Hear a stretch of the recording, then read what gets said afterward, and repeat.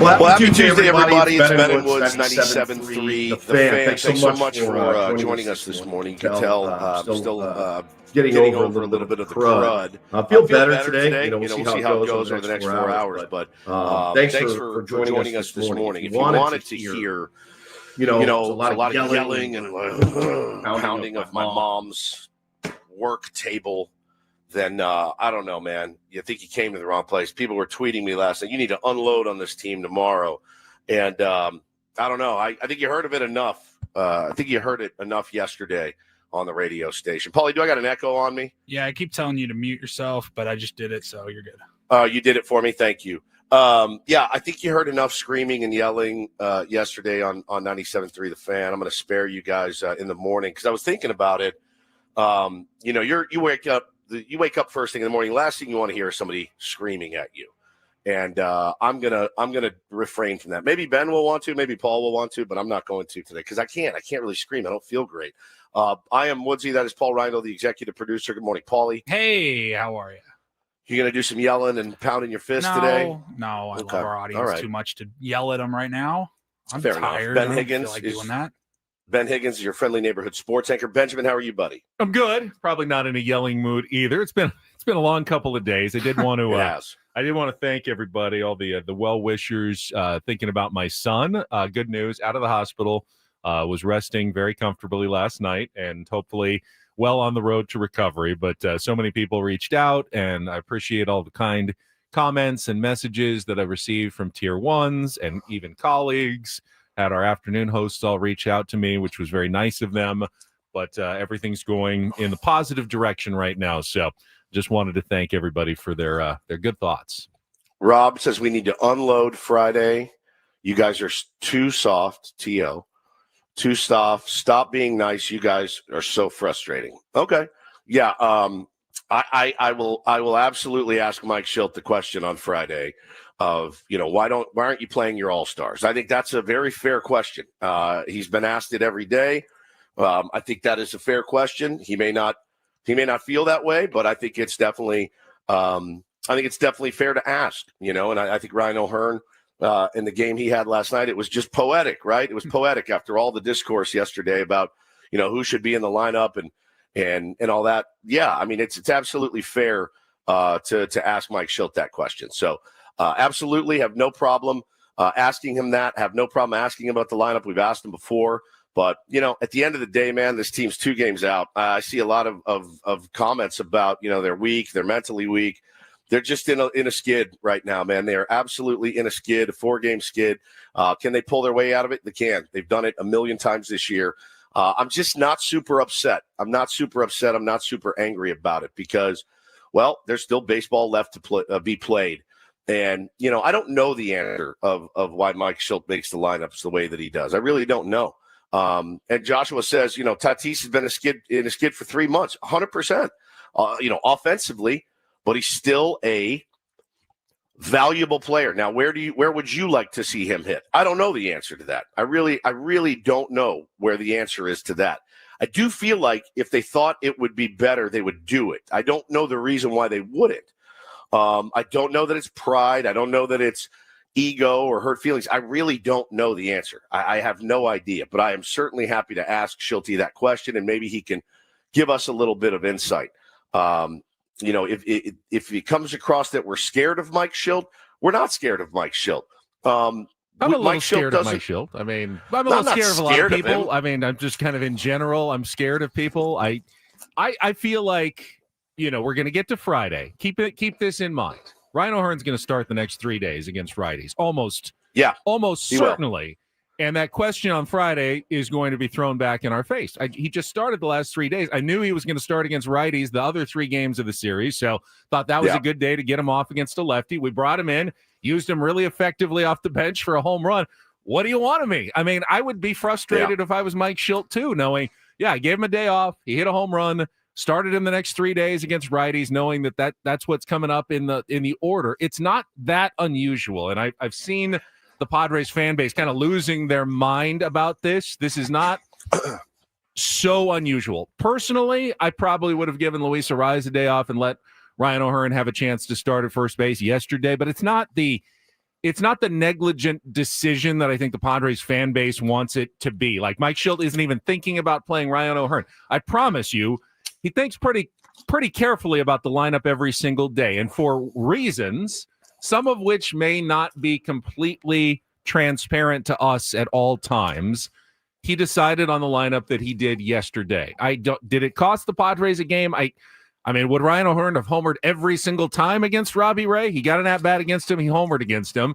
Might have gone 0 for 2 with 2 strikeouts and the other 2 at-bats. We don't know the answer to that question.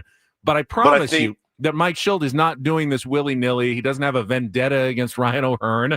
He's thinking about his lineups when he puts them out. I know that is absolutely true. I think, we can go through this again for the entire effing day if we want. But, if it were me, I would play my all-stars. I would play them. And if we lost. Does that include Luis Arraez, or he wasn't an all-star this year, so you don't have to play him anymore? He's been an all-star, I think, a couple of times at least. So I think Mike Shildt likes to play Luis Arraez most of the time. Well, we know he likes to play Luis Arraez most of the time, but I do think that you could, like, for example, I've texted a couple of people I know, and I said, if you had the lineup, where would you, that are, they've done this, where would you hit Luis Arraez? They said 7th or 9th. And I said, yeah, I don't think anybody in the world would have a problem with that. He has not been your typical Luis Arraez that he normally is this year. With Jackson going down, it's going to give guys a chance. You could feasibly get O'Hearn, Arraez, and Sheets in a lineup every day. You feasibly could do that. So there's a lot to, injuries often will play a part. And somebody made the good point, Ben. I don't know that it was exactly strategy pinch hitting, because if Jake Cronenworth hadn't got hit by a pitch, he was absolutely going to take that AB there. I think he was hurt, and I don't know that it was some strategy, brilliant button pushed. I think it was a matter of necessity. So I think O'Hearn's probably a better first baseman than Luis Arraez defensively. And honestly, like he's hitting lefties, albeit a much smaller sample size, better than Luis Arraez is this year. So I think, at this point, it's the fan base is going to continue to self-immolate until they win games. That's how I feel. I was texting with AJ Cassavell yesterday, and he made the point that Mike Shildt did make some changes last year. Jake Cronenworth had been batting near the top of the order, Jackson Merrill near the bottom. Everyone had screamed for months, move Jackson up. And then finally in September, he made the last change for the stretch run. But he was very committed to trying to keep a consistent lineup during the dog days of summer, during August, didn't want to change up things too much before, kind of settling in for that last stretch run. Whether or not he's doing that, he probably will never say what exactly is on his mind. I will say what's on my mind, though. This is not foreplay, and I'm not usually the one to say this. How did we already get into this? We can talk about this for 4 hours, Woods. I want to know how things are going at your house. In particular, I had the realization yesterday as you've gone home to visit your parents in Texas, and it was great having Gary on the show yesterday. That was absolutely fun. My favorite segment of the day.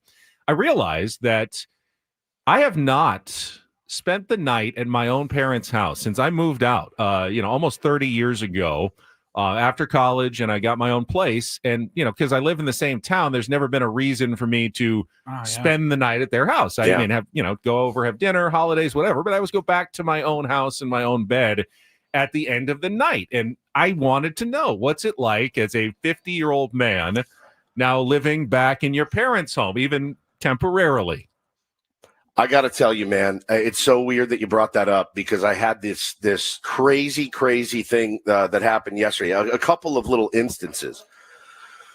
So I wasn't feeling well, and it's such a bummer. You come in to take care of your dad and do stuff for your mom to help out around the house, and you feel like death warmed over, and I felt like crap after the show. So I walked out. My dad goes, "Hey, I'm feeling good. Go get a nap. And we'll see you later." I go, "You need anything?" "No, I don't." So I go back to my room. I pull the covers up over my head, and I take a nap till 2 p.m. here. So noon to 2. I shuffle out at 2, make a big plate of barbecue, leftovers. Then I eat it. And then I'm like, all right, I'm going to go back to bed. And I stopped before I got to the door, and I go, this must bring back some really bad memories for you. Me coming out of my room at 2 p.m., eating, then going back to bed, and he just died laughing. So then, so I went back in my room for a bit. Then I came out. Is your room still your room, or what has been done to your room? No. This isn't even the house you really were in, right? This is a different house. No, this is not the house that I grew up in. And so then I walked out. We hung out for a bit, and then I go, all right, well, I'm feeling like crap. It's super sunny outside. Let me go get some vitamin D. Let me jump. They have a great pool. I said, let me jump in the pool. So I went out. I dove in the pool. I swam. I made some phone calls by the side of the pool. Does Garrett keep that pool heated? No, well, the sun in Texas at 98 degrees keeps the pool heated. I'm going to say that's pricey to keep that pool heated just in case your son happens to stop by unexpectedly. Bro, it is. You dive in and it's like tepid bath water, but it still feels great. So I kind of hung by the pool, and then I was sitting in the pool, and I go, this is so weird, man. This is like, I feel like I just got out of rehab or something, or like, yeah, Hannah kicked me out. Thanks for letting me crash here for a while. Now, granted, mind you, I've got a family back home. I did work. I did a full morning show from this house that morning, and I still felt like, oh my God, I felt like I've never been here without my family or my wife. You know what I'm saying? I've never, ever been to this home by myself. And so I did. I felt like a guy that just got out of rehab and was like, oh, getting back on my feet, folks. Thanks for having me. I really did. I felt kind of like a dirtbag, even though I know I didn't, my wife didn't kick me out. I didn't leave them. I'm just here visiting and helping out. So I went and got dinner for us and did all that. But man, come 7:00, everyone's beat. Everyone went to bed. I got in bed. I stayed up I made it about 5 innings before I absolutely sacked out on cold meds. And, and I woke up to the incredible stories this morning. I want to say God bless the Colorado Rockies. Thank you for making my morning a little bit better, a little bit more tolerable this morning, as they did beat the Dodgers in walk-off style last night. That's fantastic. Was not expecting that. But, man, yeah, as it pertains to being home, Benny, it's weird. It is a weird feeling. Is it a scary preview in case your life goes completely off the rails at some point and, you have to move back? I think that's always a fear. Like, what if I have to move back in with my parents at some point? And things have gone wrong somewhere that I have to come knocking at the door and go, hey, can I live with you for a while I get my feet back under me? I don't know. That's like a personal fear of mine for some reason. I'm sure my parents would love to have me if that was ever the case, but I still feel like that would mean I have failed at life somehow. I feel like you could do a lot worse than here. And the worry is that I'm getting too comfortable, right? That's the thing, is like, because when I walked out yesterday, I go, do you need anything? He goes, no. He goes, I go, can I fix you something to eat? No, I'm good. Okay.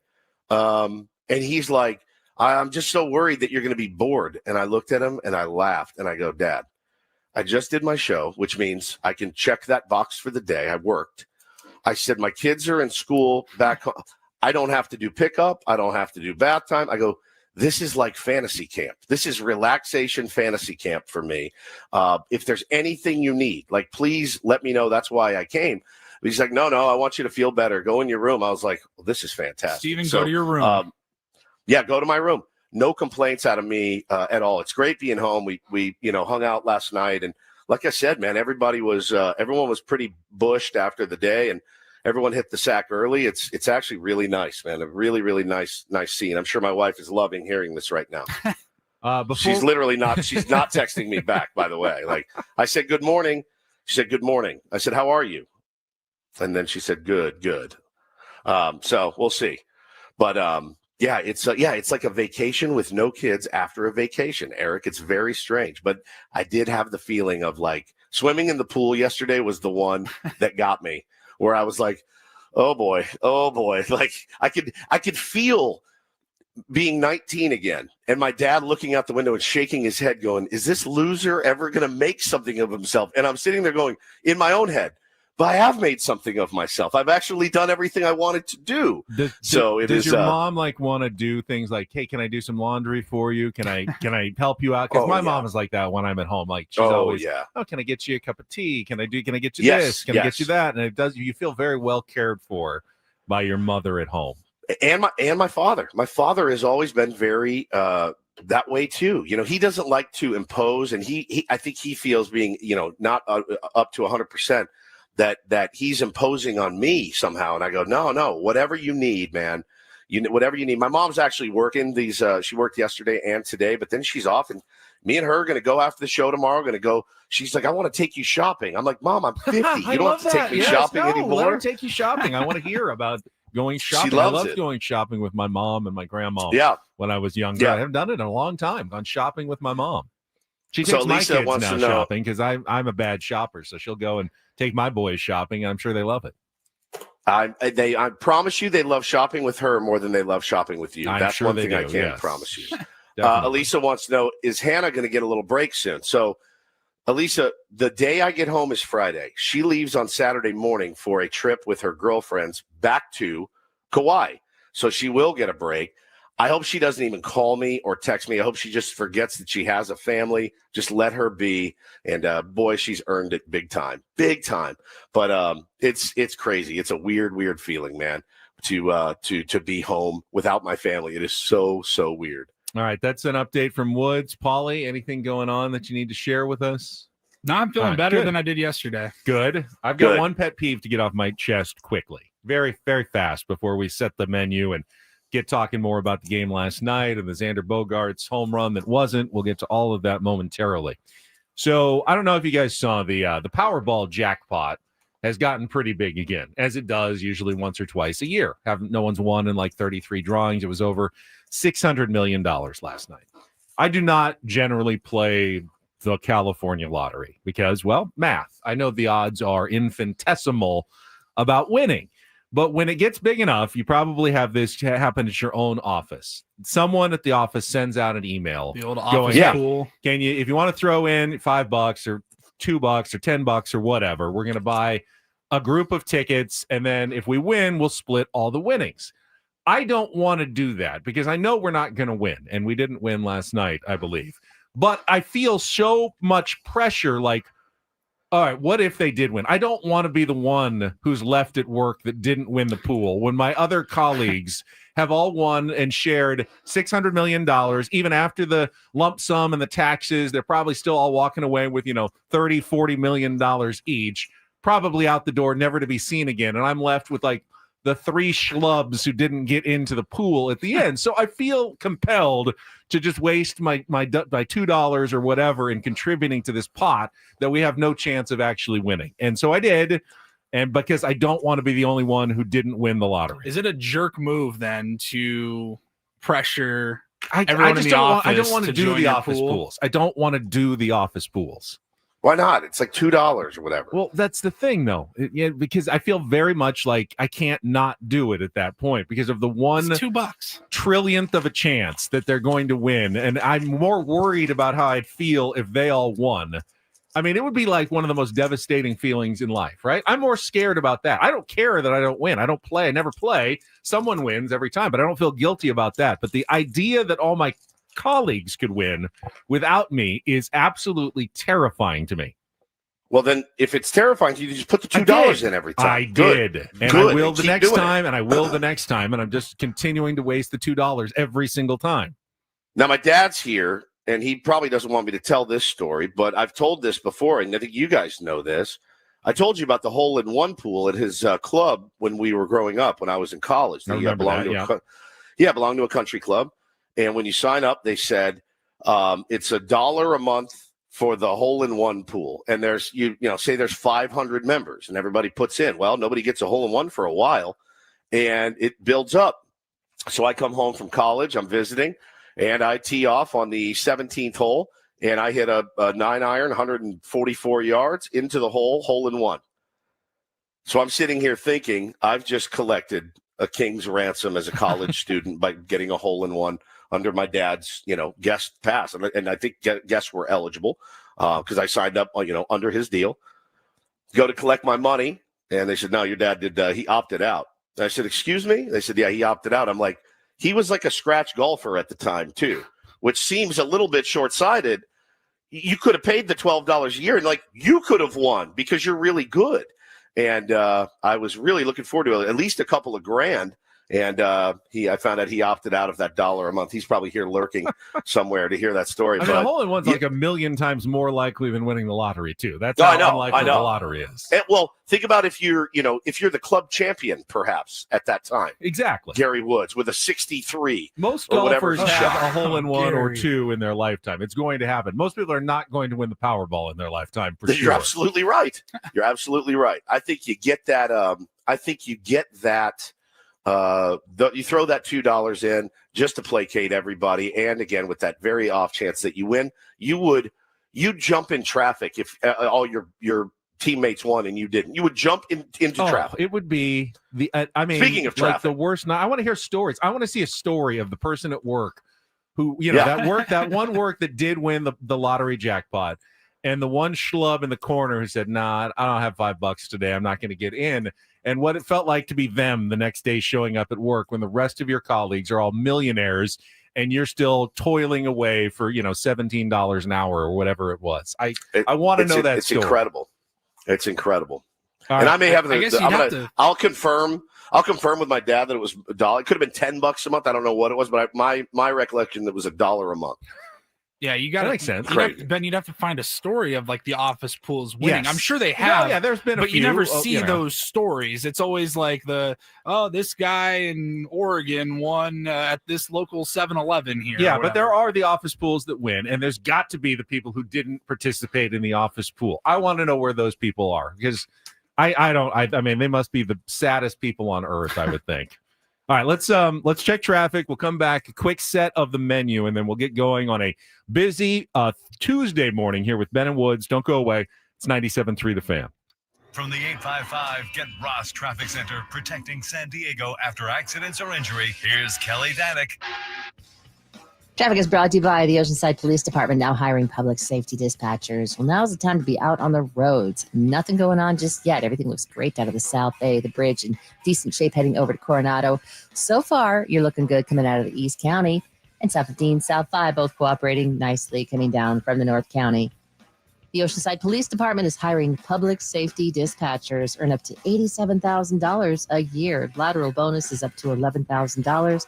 12-hour shifts, 3-day work weeks, paid holidays, benefits, and retirement. Apply at joinopd.net. I'm Kelly Danick with Ben and Woods, San Diego's #1 sports station, 97.3 The Fan.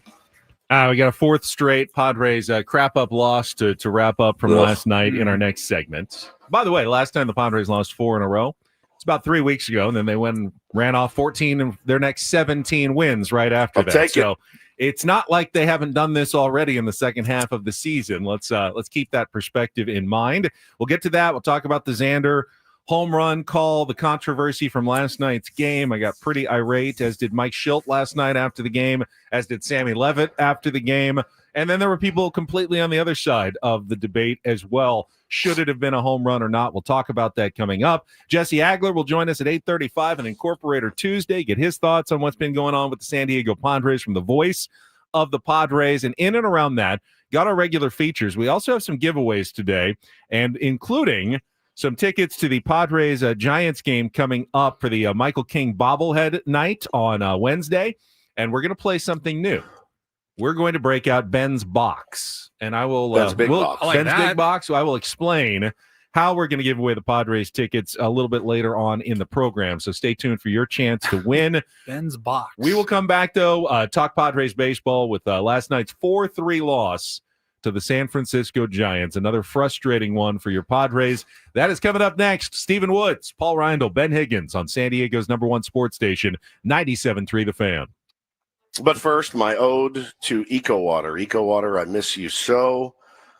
How much you'll never know. I will tell you right now, it's the worst part about traveling is being away from the EcoWater. I mean, I miss my family, obviously, right? But other than them, I do miss the EcoWater, filling up my big, giant jug of EcoWater every single day, bringing it to work, filling it up at work with the delicious EcoWater that we have there. Now I'm drinking bottled water here. It's just not the same. We've got the EcoWater system in our home.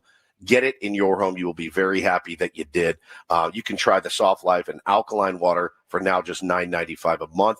Have them at least come out get a free in-home water test today. They come in, test your water, they shake it up, and they say, look, this is what you guys are showering in. This is what's going through your pipes, all this sediment, all this weird stuff in there. And you look at it and go, I can't believe this. This is what we've been cleaning our fruit in and feeding our pets and our kids, making bottles with. It's truly crazy. Get this thing. It doesn't cost a ton of money. 760-350-3338 or visit ecowatersocal.com. Let them know Woodsy sent you over there. Not everything in life should be hard, especially your water. Keeping it soft since 1925. Eco Water. Your water should be perfect.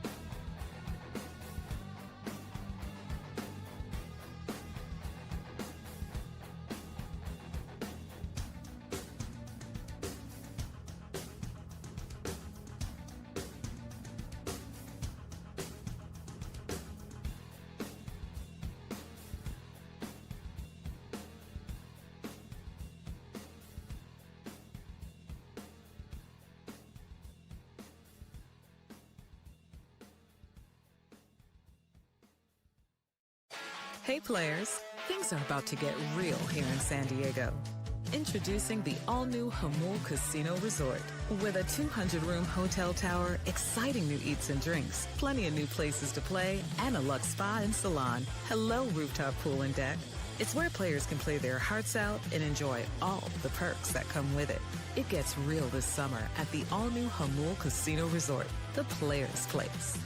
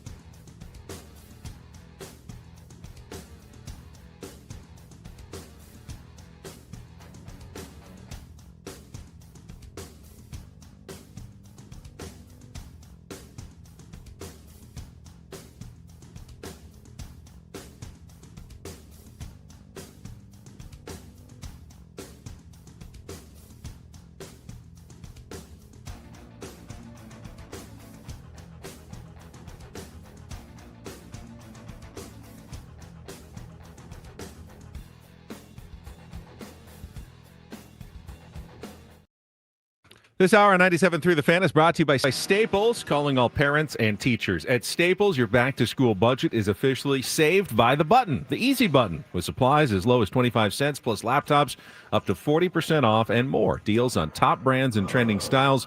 Find it all at Staples. That was easy. If you missed it, of course, yesterday, Jackson Merrill held out of the lineup, did not play in the game last night due to the ankle injury he suffered on Friday. Coming out of the box on a single in the ninth inning where his spike got caught in the dirt.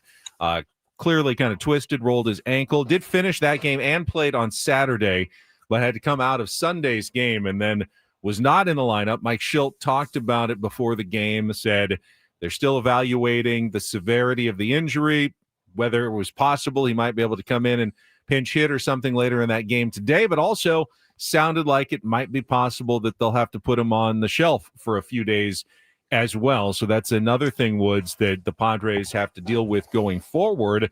They might not have their regular center fielder for at least a period of time right now, which is a pretty important week here with the Dodgers coming back to town in a couple of days.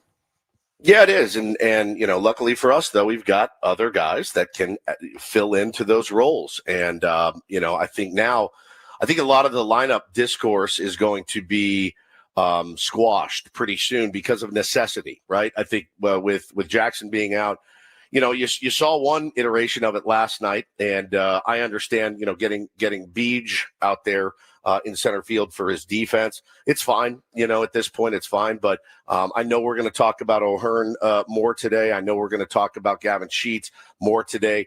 You've got some options. Mike Schilt has some options now. Whether he chooses to employ those or deploy those options, that's up to him. But we can certainly talk about what his options are going forward. Yeah, I mean, you do have to consider what your team looks like defensively as well.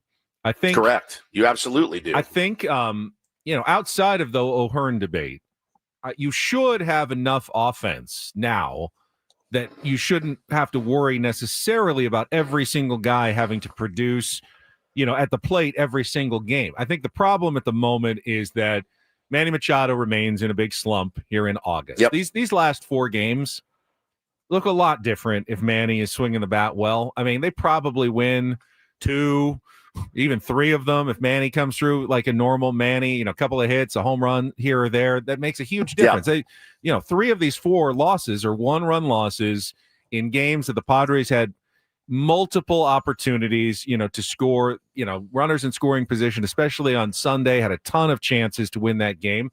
And if Manny, not yesterday, but the other ones on Sunday they did. The other ones yesterday they didn't. Well, you said in the last 4 games the last 3 or 4 have been 1-run games. They had multiple opportunities to score. Not yesterday. Yeah, Sunday they couldn't even get anybody on. Yeah, they definitely struggled more yesterday offensively, but I feel like if, Manny is Manny, it makes a huge difference, and he's just slumping right now, which, every player goes through slumps. The Chicago Cubs are going through massive slumps right now. Pete Crow Armstrong was the best player in baseball. He's hitting 160 in the month of August. Kyle Tucker is hitting 160 and was an MVP candidate. He's not had a home run in a month. That's Kyle Tucker. And yeah, I mean, it's just the worst type. Actually, it's not the worst time of year to have it. The worst time of year to have it happen is next month, which, by the way, is rapidly approaching. So, you want to get some guys. Yeah, in the month after that, you want to get these guys really hitting the ground running come September, October.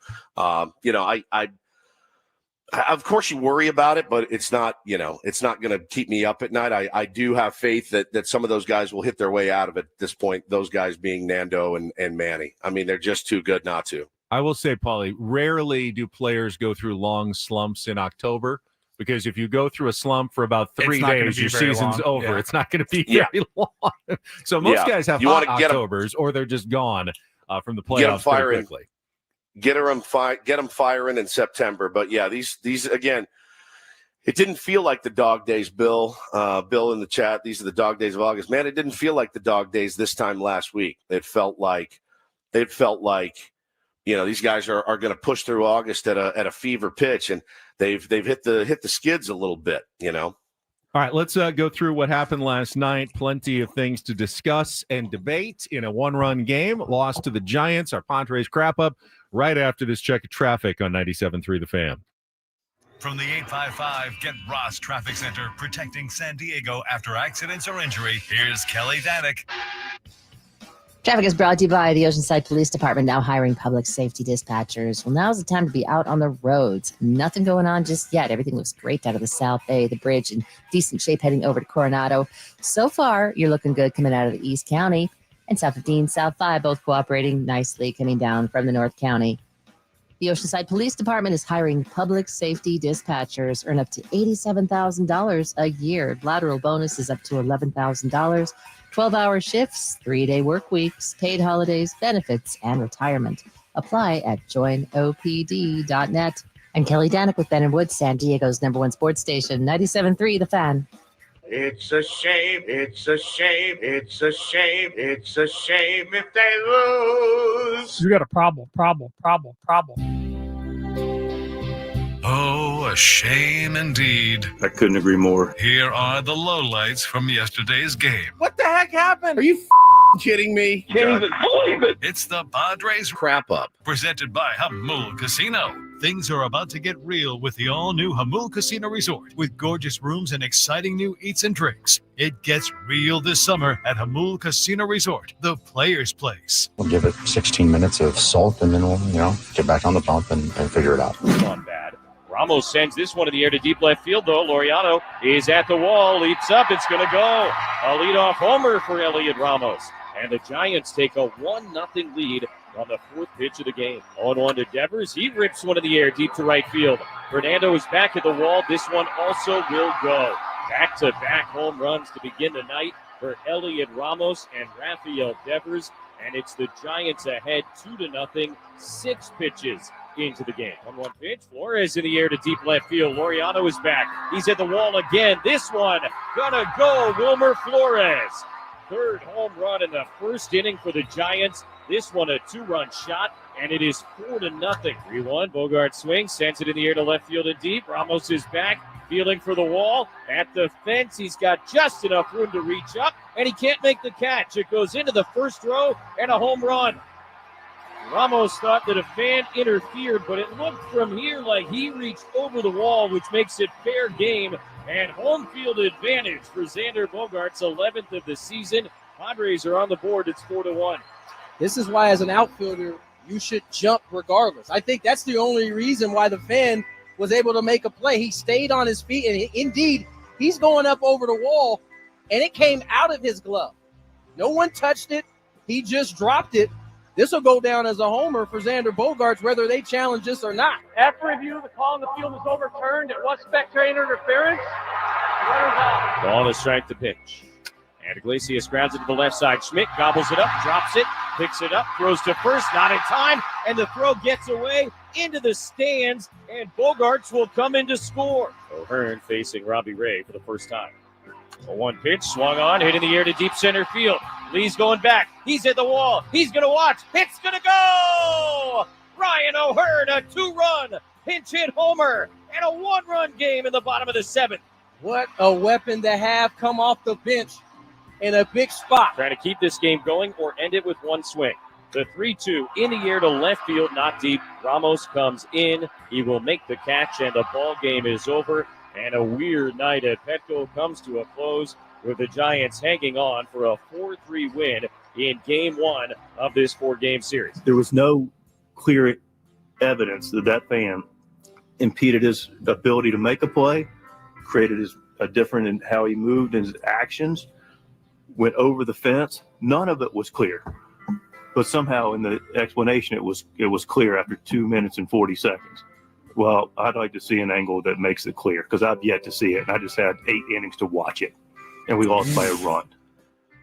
Oh, man. Woo! I was a little surprised by that. I was a little surprised by that overturn myself. Well, Tony Gwynn Jr. was shocked by it, clearly. I mean, he went through a very long explanation as to how there was no chance it was going to be overturned there. And then, of course, nice little editing, and then it gets overturned on the home run. But that's not I mean, he's going up over the wall, and it came out of his glove. No one touched it. He just dropped it. This will go down as a homer for Xander Bogaerts, whether they challenge this or not. After review, the call on the field is overturned. It was spectator interference. Shocking. It was shocking. So the game wasn't lost there, though. The game was lost in the first inning, as three of the last games have been, with crooked numbers by the opposition against the Padres starting pitcher. 3 runs on Saturday, 4 runs on Sunday, or 3 runs on 4, whatever it was. 85% of the runs the Padres have given up the last 3 games have been in the first inning.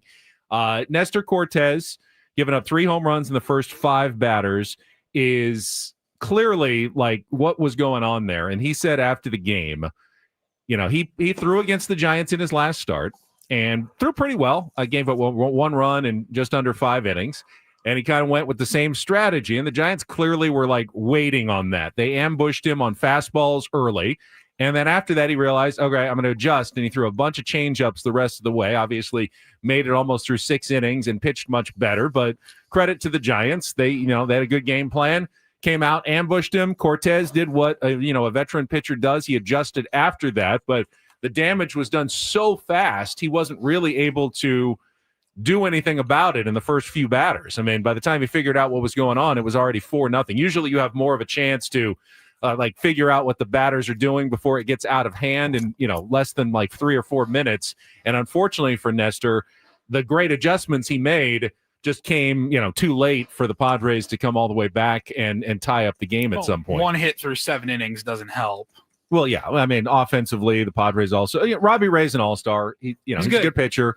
He was good the last time. Padres found a way to get a few runs against him and win the game because they had a better pitching performance. This time, took until the 7th inning before they could finally get some runs. But ultimately, Padres have to be better in the first inning somehow, some way. They can't keep digging themselves into these early deficits because you're just going to lose the game most of the time when you fall behind 3 or 4-0 in the first inning. I mean, it's so disheartening to have to crawl back every single game. And, fine. You want to give them credit for making it a game? I do. I give them some credit, big swings late in the game.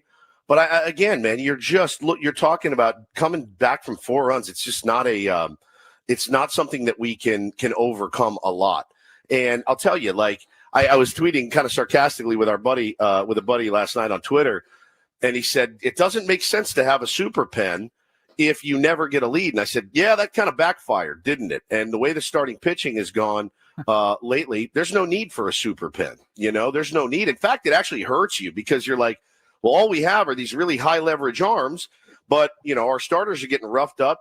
Again, credit to Nestor Cortes for at least going, 5 2/3 or whatever he went last night, eating up some innings because, damn near every arm is high leverage down there. So, you have to get a lead to make this thing work. That inevitably falls on the starting pitcher and the offense. They have to prevent runs early and we have to score runs early. And so far, it worked really admirably in the first, week or so after the trade deadline. But the last 4 games, it hasn't gone that way. I mean, let me be clear. I'm not worried about Nestor Cortes. I think he's a pretty good pitcher. I'm glad they have him on the team. He showed that by making the adjustment very quickly. Usually, adjusting after 5 batters and holding a team scoreless after that, normally that's a pretty good day for a pitcher. The fact that the Giants did so much damage in 5 batters is kind of the crazy thing. Wilmer Flores' home run wasn't even hit that hard. It was 93. It's not even considered a hard hit ball. The expected batting average was 060. I don't know just what jet stream it got into. That was a little unlucky for Nestor as well. He didn't pitch as badly as maybe that final line indicates. I would actually argue if he did what he was supposed to do in adjusting, it just, he just got blitzkrieged in the first 5 batters of the game. Ultimately, it's on the offense. They need to be more consistent. They need to be more at the top of the order. Laureano can only do so much. The new guys have been really, really good since they came over, but it's the guys who have been here who just haven't been producing enough for the Padres in the last few games. Yeah, I mean, I again, thank you for going out. After you give up 4 runs in the first, you're throwing. I'm going to let you stay out there. and you're going to go 110 pitches, regardless. So it's up to you to make that adjustment, keep us in a ball game. Nestor absolutely did that. But I just right now it's going pretty poorly. It's going pretty poorly for the Pods right now in that they cannot find a way to scratch out a victory in the last 4 games. What else is there to say? But you got to right the ship. I mean, people for good reason, I think, are losing their minds. Look, man, because we've seen this act before. We have seen it before from this team, and we don't want to see it again. And it certainly felt different, a week ago, 10 days ago, the FU baseball that they were playing. I mean, they just were unrelenting from the first pitch of the game on. They really just never, ever let their foot off the gas. And I'm not saying that they're not giving max effort. I think they are. I think they want to win.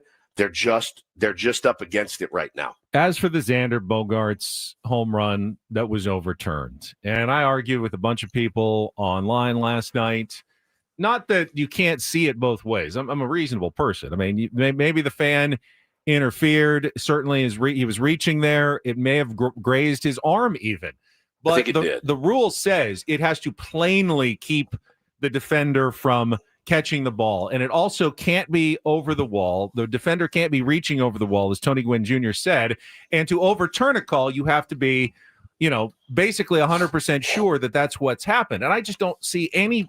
I don't see any way you can be at. That was not an easy play for Elliot Ramos to make, and I just don't know how you can be so sure. Oh yeah, it's a can of corn if the fan doesn't, wave his arms in front of his face there. And I just don't see that. He might have caught it. He might have caught it.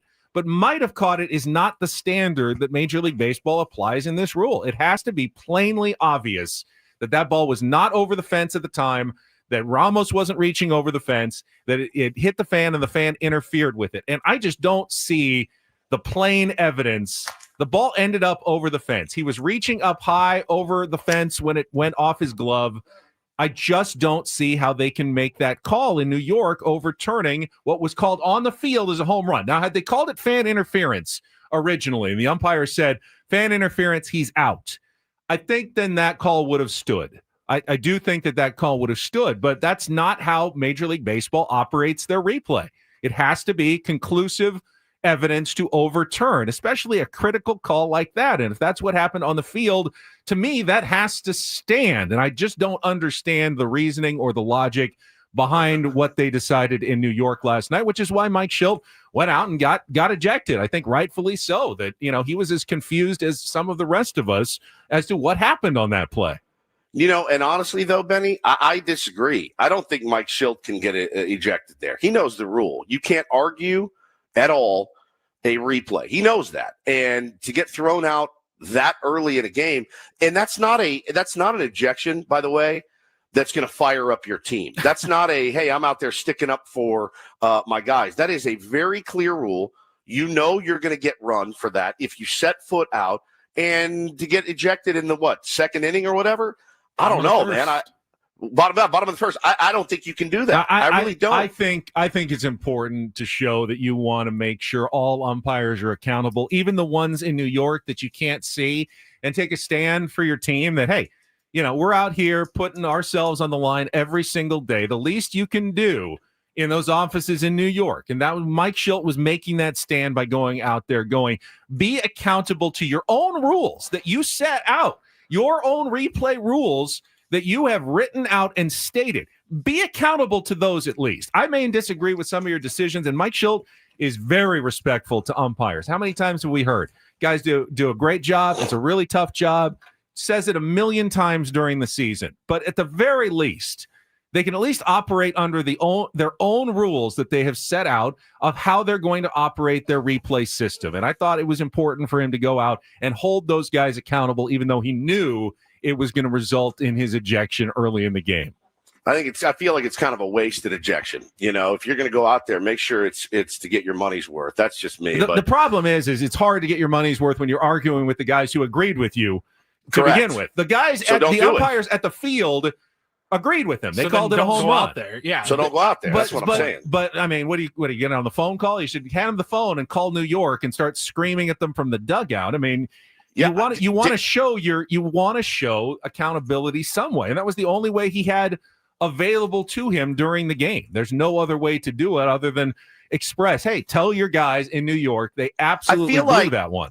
Ben, I feel like, honestly, I do feel like if you were watching me and I was the manager, I feel like you would say something to the effect of, Woodsy, you have to, that rule, right? And I go, yeah, but, I wanted to give him a piece of my mind. And you'd say, well, you left your team for 8 innings, after that. You knew you were going to get run.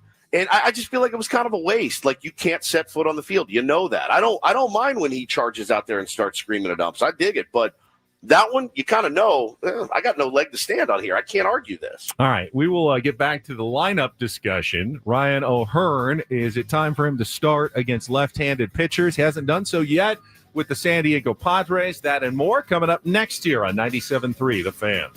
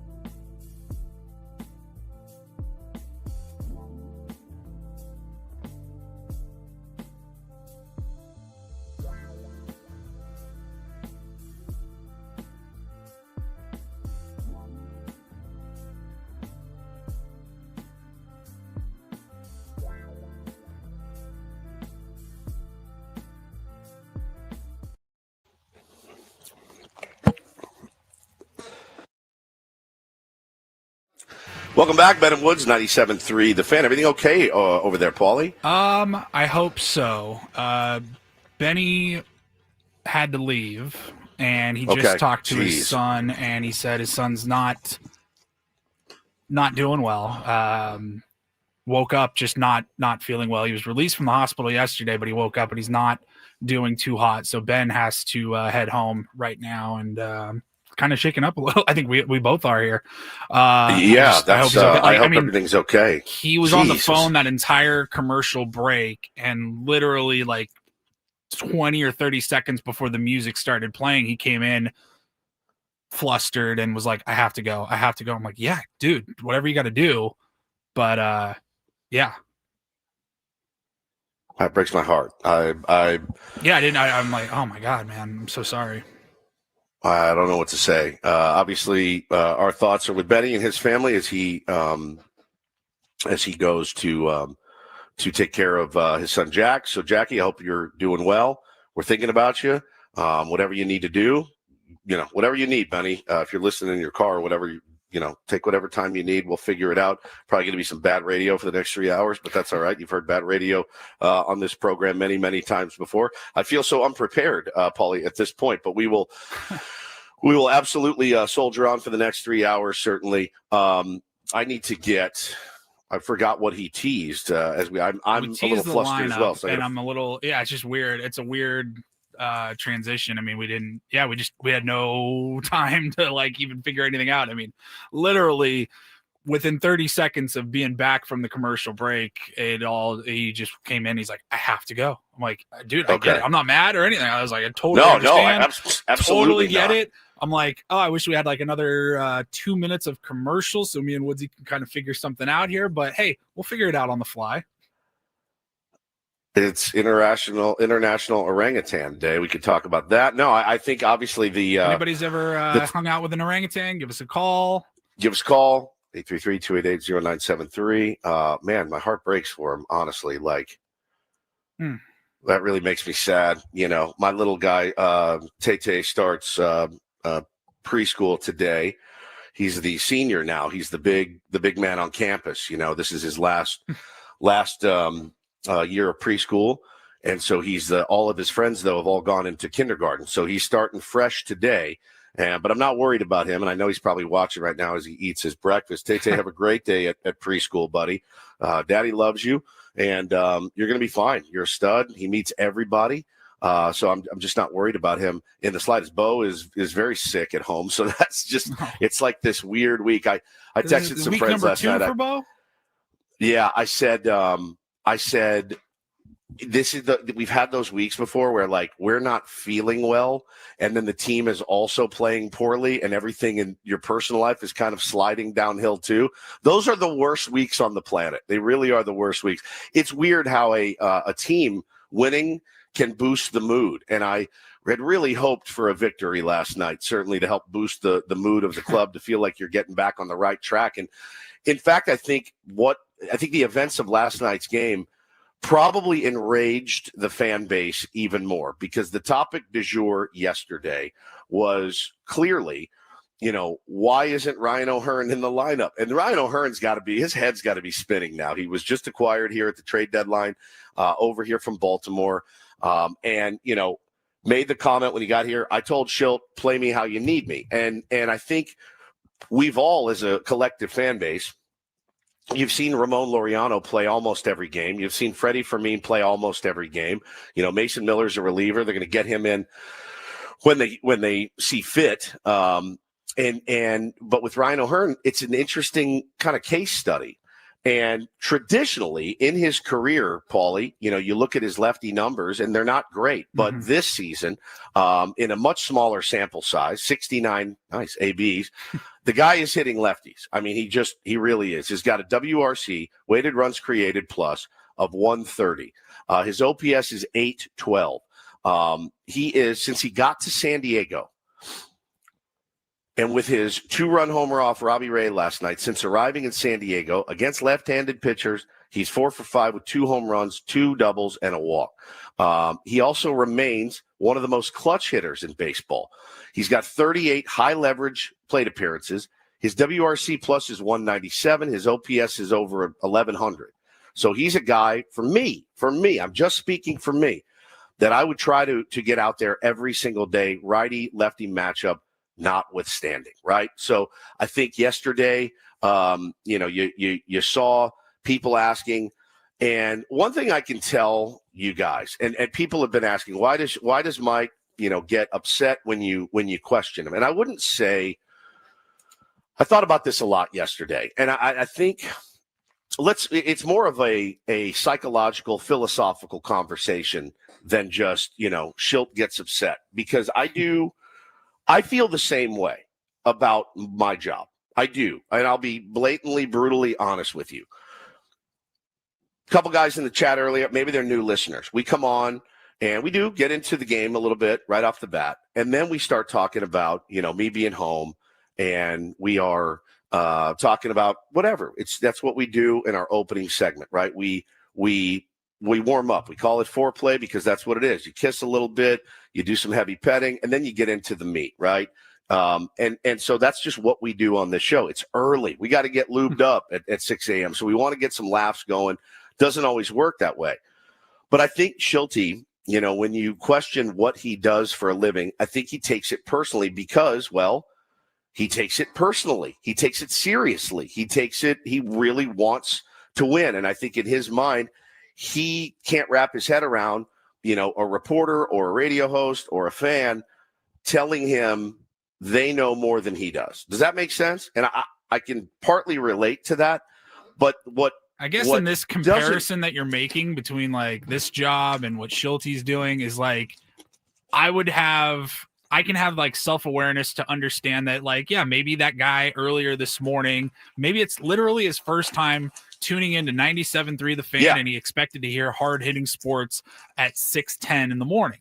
That's a fair, like, I can understand that, and then it's just a simple, hey man, this is how we do things. Whereas like, right. I don't know. I thought Schilt got a little snippy with AJ Cassavell yesterday, and again after the game, I think with Kevin Acee, and I'm like, shouldn't he have a little bit of that same self-awareness to go, I don't care for the question, but I understand that they're just doing a job. They have to ask this for their story. Yeah, and it is as Zaza says in the chat. It is part of the job. It does come with the territory. It's so funny you mentioned this, and we'll play this audio in a moment, but my dad came on yesterday in the 8 o'clock hour. We were talking about his list, and he was reading his movie list, and you guys were talking to him about it. Yeah. I was sitting across the room, and I guess somebody in the chat made a comment about, let me know when we get back to sports. And my dad was like, oh, man, like, I guess not everybody loved it. And I just looked at him and I go, Dad, welcome to my nightmare every single day. He's like, I don't know how you do it. I really don't know how you do it. I said, but you're like me. You can get 100 compliments. This is the greatest. It's so funny. One guy can ruin your entire day. And I said, yeah, that's exactly it. Yvonne says, yeah, Woods, that's called ego. And maybe there is some ego involved. I think you have to have some ego to be a big league player or a big league manager. I have no problem. You have to have an ego. You do. But at this juncture, the inability or the unwillingness to move things around, hopefully it's not his downfall, right? And the team's downfall. So let's play the audio. We can get more into it and talk maybe how things could be better deployed down the road. Like Brandon Horns had some pretty good numbers against lefties this season. Would you consider starting him against lefties, or is that you do him as a bench bat against left-handed pitching? Yeah, I think it's a combination of things. Where would you have started him? Places, there's options. Right. Necessarily like today or generally? Today. It's your call, not mine. No, I'm just curious. He's done fine. It's more about the reason I ask is I can answer the question more specifically. Not. Okay, well, then today there's two options. Obviously, like maybe left and Oriano center, or DH, but obviously Manny's there today. He is there today. So Manny's been going pretty hard, and he's played up pretty much every game, so we're giving him a DH day. And Bryce is also swinging the bat well against lefties, and looking him to get an opportunity to go play and play some center field. So it's a really fair question and definitely consideration. just want to be specific as to where that could have been. But, yeah, Ryan's done a nice job, and he is a great option for us off the bench. Going forward, could we see that? Like, obviously, it's day-to-day, completely dependent. Yeah, I think it's always going to be flexible. I mean, it's going to be relative to just the total picture of who we have on the club that day. So I think that's like every day, it's always a question of who's going to give us the best opportunity to go compete. I mean, it's very much I not an answer. He said a lot without really saying anything. Yeah, I mean, that's kind of standard these days in baseball, across the board. I do think, Ryan O'Hearn at first base, I don't know what the reluctance is of moving Luis Ariz down. And now with Jackson being out, like I said, man, you can give Luis Ariz the day off. He could actually probably use a day off at this point, right? I don't know what it is. I know. So when we acquired Luis Ariz, I talked to his manager at the time, Skip Schumacher, and he said, "Man, the dude wants to play every day." He goes, "I'll tell you right now, he's not going to be happy. Just knowing him and having managed him, he's not going to be happy DHing every day. And if that's what the Padres have in store for him, you're not going to get the best out of Luis Ariz." And again, that's coming from a guy that managed him. So I've always thought about that moving forward. For him, he's having a down year, right? He really does. He's having a down year. He doesn't do a lot of damage in the 2-hole. I do think Ryan O'Hearn potentially could be a better option. I don't think anybody in this fan base has a problem with Luis Ariz. I think we all enjoy the player and the person that he is.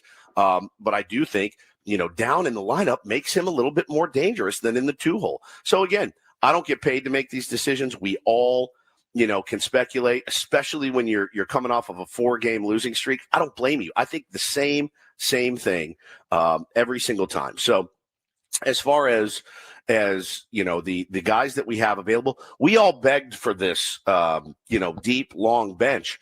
And I don't know, man. I think Ariz coming off the bench every now and then would not be the worst thing for this team. I really don't. I think he'd be one of the best pinch hitters in all of baseball, actually.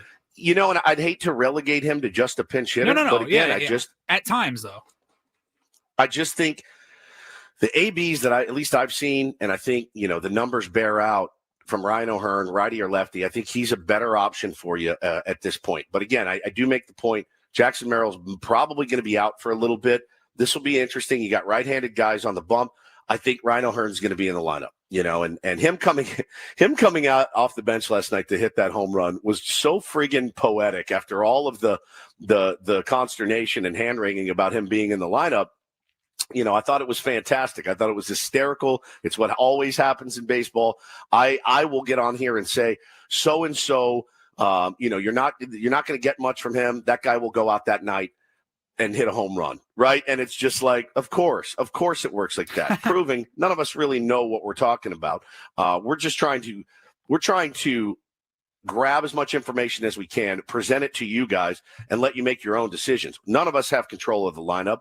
I'm sure we'd all do it differently if we could, but I thought it was just hysterical and poetic that he came out yesterday and ripped that home run, man. So good. 100%. I was thinking about something. Priceless. I've been thinking about something now for like the last few days, and I know you watch a ton of baseball, so I'd love to get your opinion on this. And I need to be I guess I got to get a little bit vulnerable, because I feel like what I'm about to say is going to be interpreted as you don't know ball, because in this world of advanced analytics and matchups, and there's been so much discussion on the advanced analytics and righty lefty and all of that, with O'Hearn in particular, Ariz, and the Padres lineup as a whole.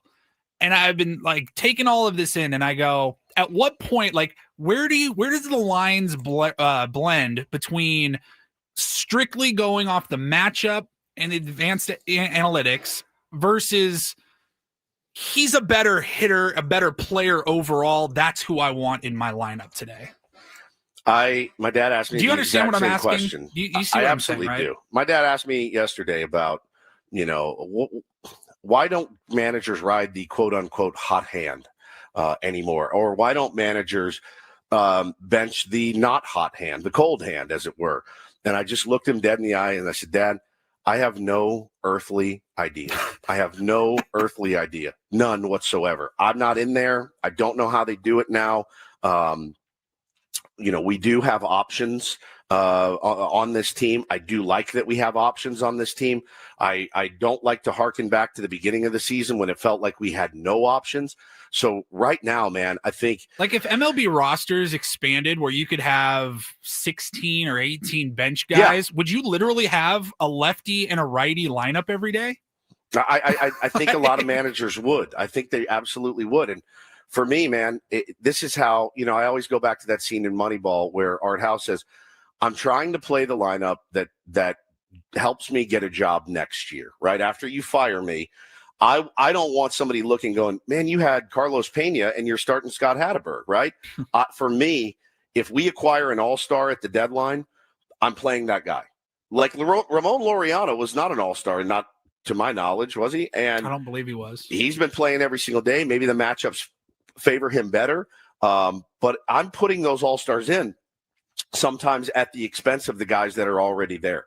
And that's the unfortunate part is there's only, 8 positions that you can fill in on a day-to-day basis. So, you have to be creative. But when guys get injured, when guys go cold, I don't understand sticking to something that hasn't been optimal, right? Like, and at least lately last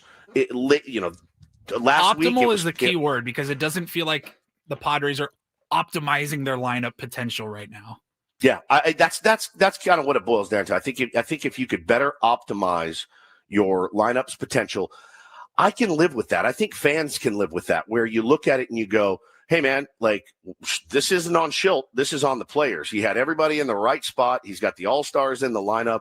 And next thing you know, we're winning ball games, we're losing ball games, but I think we'll be okay with that, right? I think you can say, I got a whole team full of guys in there that are in the right spots and just not getting the job done. But man, when I've got all-stars sitting on my bench, it kind of makes it hard to justify. So that's kind of why he's gotten maybe a little bit snippy. Is there more audio from after the game? We do have some audio from after the game. Yeah, let's hear it. Here. I know that you've liked what Ryan has done, all of his numbers. Is this the kind of thing that could earn him maybe a look against lefties, quality at bats like that against a lefty? Yeah, I mean, he's played against lefties. We stayed and kept him in a game in Arizona against a lefty and a homer. So, I mean, I don't know how to answer your question. He's getting a lot of opportunities in at bat. So we have other guys that are doing it too. So, I mean, he's getting a lot of at bat. I don't know what else to say. He's basically an everyday guy that other guys play occasionally too. And it's interesting because I see this a lot from my Dodger buddies. I use that term loosely. Zaza said it can be a money thing. You can't pay Rise $15 million to sit on the bench. But I thought Craig yesterday nailed it when he's like, hey, man, or Luis, am I mistaken? Luis Rise is a free agent after this year, right? Yes. Yeah. So I think, the loyalty to guys that may or may not be here doesn't make sense. Now, Ryan O'Hearn, I believe, is also a free agent after this season. But again, I want my guys that are. I think Craig was talking. He made that point, I think, when we were talking about Dylan Cease. But it's a blanket statement, I think, is what Craig was talking about. He was talking more about Cease because we were talking about the playoffs, and we're like, bro, who cares about like hurt feelings for a guy that's not going to be there in 2 weeks? Like, yeah, I know. I sure don't, man. I know I sure don't. And that's something I do want to ask the skipper Friday, and I do think it's a fair question to ask. Let's say they win tonight and the next day, and we talk to him Friday. I think it's a fair question to say, something to the effect of, you guys talk about winning a world championship all the time. How hard is it to manage feelings at the end of the day when you still want to win a World Series? You know what I'm saying? When a decision that you think is best for the team, right? Chances of winning the World Series or winning that day's game, even, how does it balance with potential hurt feelings and egos? Yeah, 100%. I would not want that job. Yeah, I wouldn't either. So R&R is not a face of this show. Really sucks without Ben. Hey, man, we were not prepared for this today, so we are going to do the best that we can. Thank you for that drop in, though. Does make me feel better as we continue. Ben's burner account? It's probably Ben's burner account. Son of Don't text and drive, Ben. You know better than that. No, we will. We got to take a quick break. We'll be back. What do we do with Ben's spots, Paulie? Just I'll blow figure through it them? out. Yeah. All right, Paulie will figure it out. We do have Don't Do This coming up. Yeah, we do. We will we got get some great stuff for you guys. Yeah, perfect. We'll be right back. Ben and Woods, 97.3 The Fan.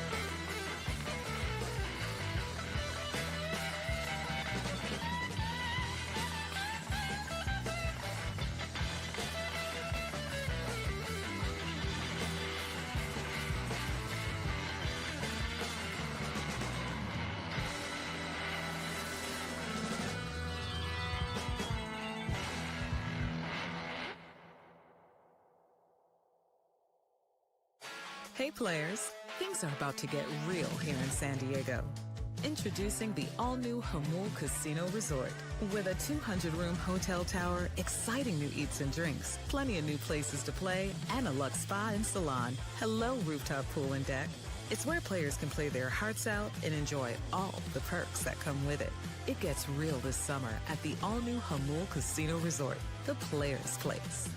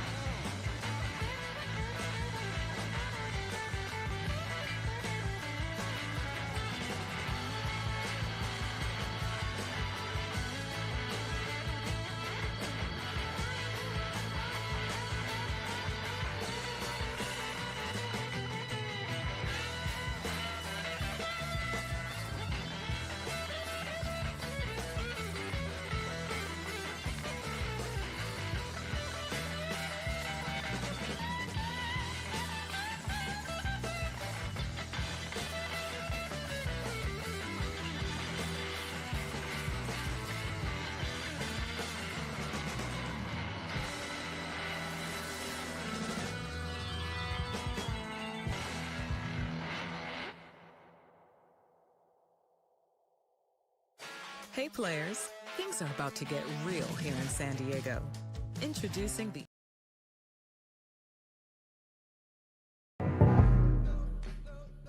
All right, Don't Do This, brought to you by Trust and Will. Don't leave your entire estate, house, kids, and life savings up to chance if and when you die. Do set up a trust or will online at trustandwill.com. It's a lot more affordable than you think. Visit trustandwill.com for more info. I will get us started. Actually, a story that Ben brought to the table. He wanted to do it yesterday. We didn't have time for it. I thought it was hysterical. He was talking about a golfer, Ben Griffin, who was in it. He needed a really, really perfect round at the BMW Championship to win a lot of money, to stay in high in the rankings, and he did not have a good open to his round. And he had an interesting excuse, one that I thought was worthy of a discussion. He blamed an overdose of creatine on his terrible round.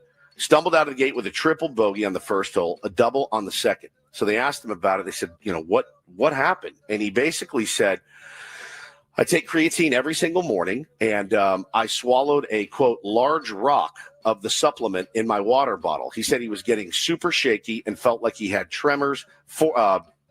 He had like a 4-putt on the first hole, hit his tee shot out of bounds on the second hole. Now, he said, I don't think I'll be taking too much creatine in the future, probably not a healthy amount, the amount that he took. Now, I take creatine every single morning, Paulie. I take the gummies, though. I take 3 creatine, maybe sometimes 4 creatine gummies every single morning.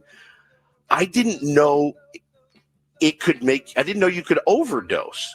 And he said, I started taking it after my second shot. I accidentally swallowed one of the big rocks in my water bottle. So it didn't dissolve. And then his caddy stepped in, made him chug an entire bottle of water, tried to calm down a little bit. But I sat there and I was like, I have no idea what that would feel like. But yeah, I can see too much of anything. But yeah, too much of something like that. I can wrap my head around that, making you all like jittery and not feeling right. But it doesn't, though. It doesn't have, like, if he had said pre-workout, right? I took too much pre-workout.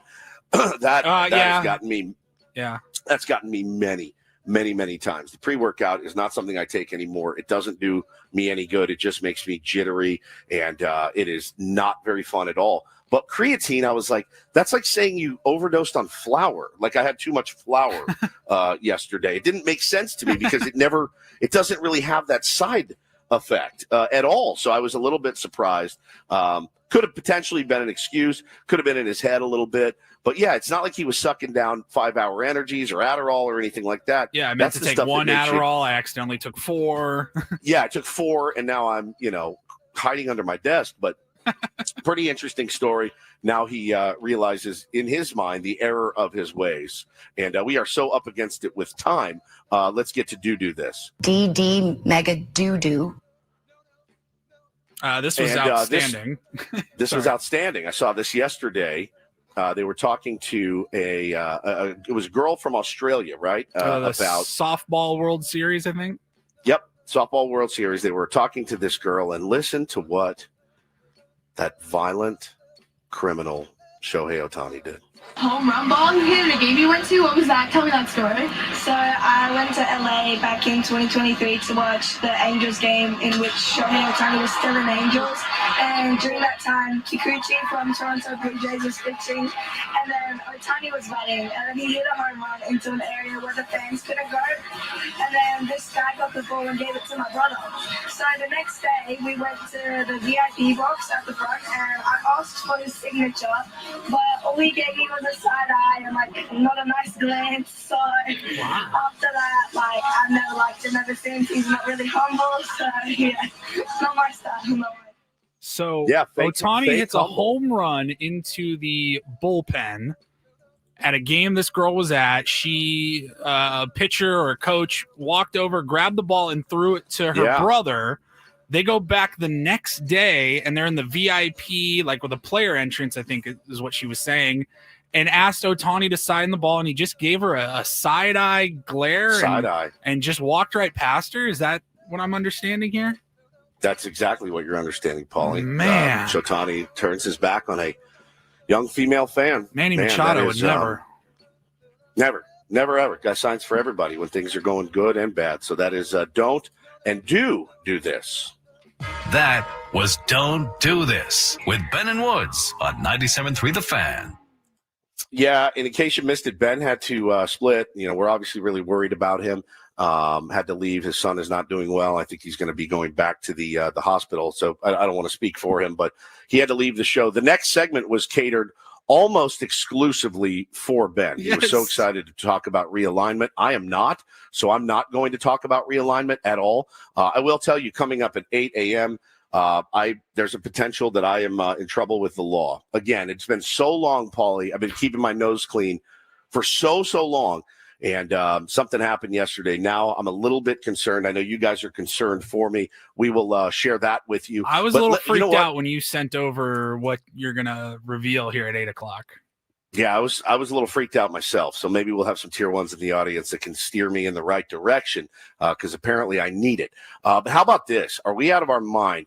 The fan base, I mean, we're in the middle of Don't Do This. We're talking, these stories that we're talking about. Everyone is talking about.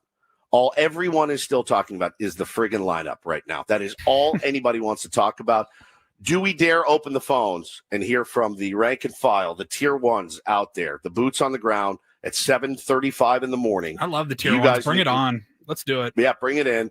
Let's talk about it. We'll try to answer your questions. Place to vent certainly as well. If you want to call and tell people essentially, hey, we need to relax. Whatever you want to say, the phone lines are yours. 833-288-0973. I'm just looking at the chat right now. Open it. No, Open the no. phones. God, please, no. Please, no. Yes. Phone calls are such a punt for me. They're such a punt for me, but I think we are in full punt mode right now. I can't wait to see what you guys come up with this morning. Please be good. Please make it creative. Let's have some fun at least. But you can call in now. Quickly, I wanted to tell you about QC Kinetics. When was the last time you hopped out of bed without that knee or back screaming at you, or walked down a flight of stairs without groaning step by step? You know the feeling that, let me guess. It's in the back of your mind. Maybe it'll go away. I'm telling you, the older you get, it takes so much longer for things to heal, it feels like. It's time to call and schedule that free consultation with the medical pros at QC Kinetics. There are thousands of patients who will tell you they wish they would have done it sooner. They turned around their lives with QC Kinetics regenerative treatments that work with your body to help restore and repair damaged joint tissue.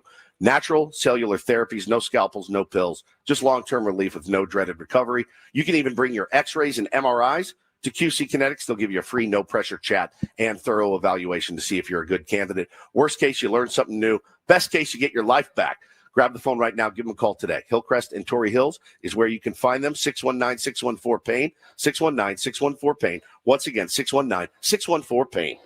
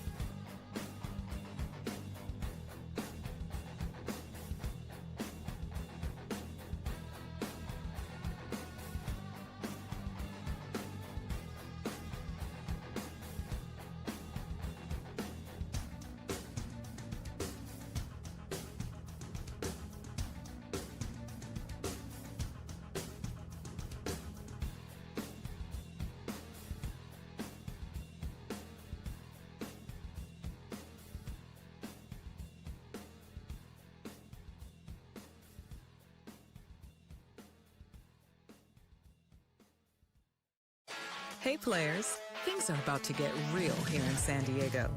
Introducing the all-new Jamul Casino Resort. With a 200-room hotel tower, exciting new eats and drinks, plenty of new places to play, and a luxe spa and salon. Hello, rooftop pool and deck. It's where players can play their hearts out and enjoy all the perks that come with it. It gets real this summer at the all-new Jamul Casino Resort, the players' place.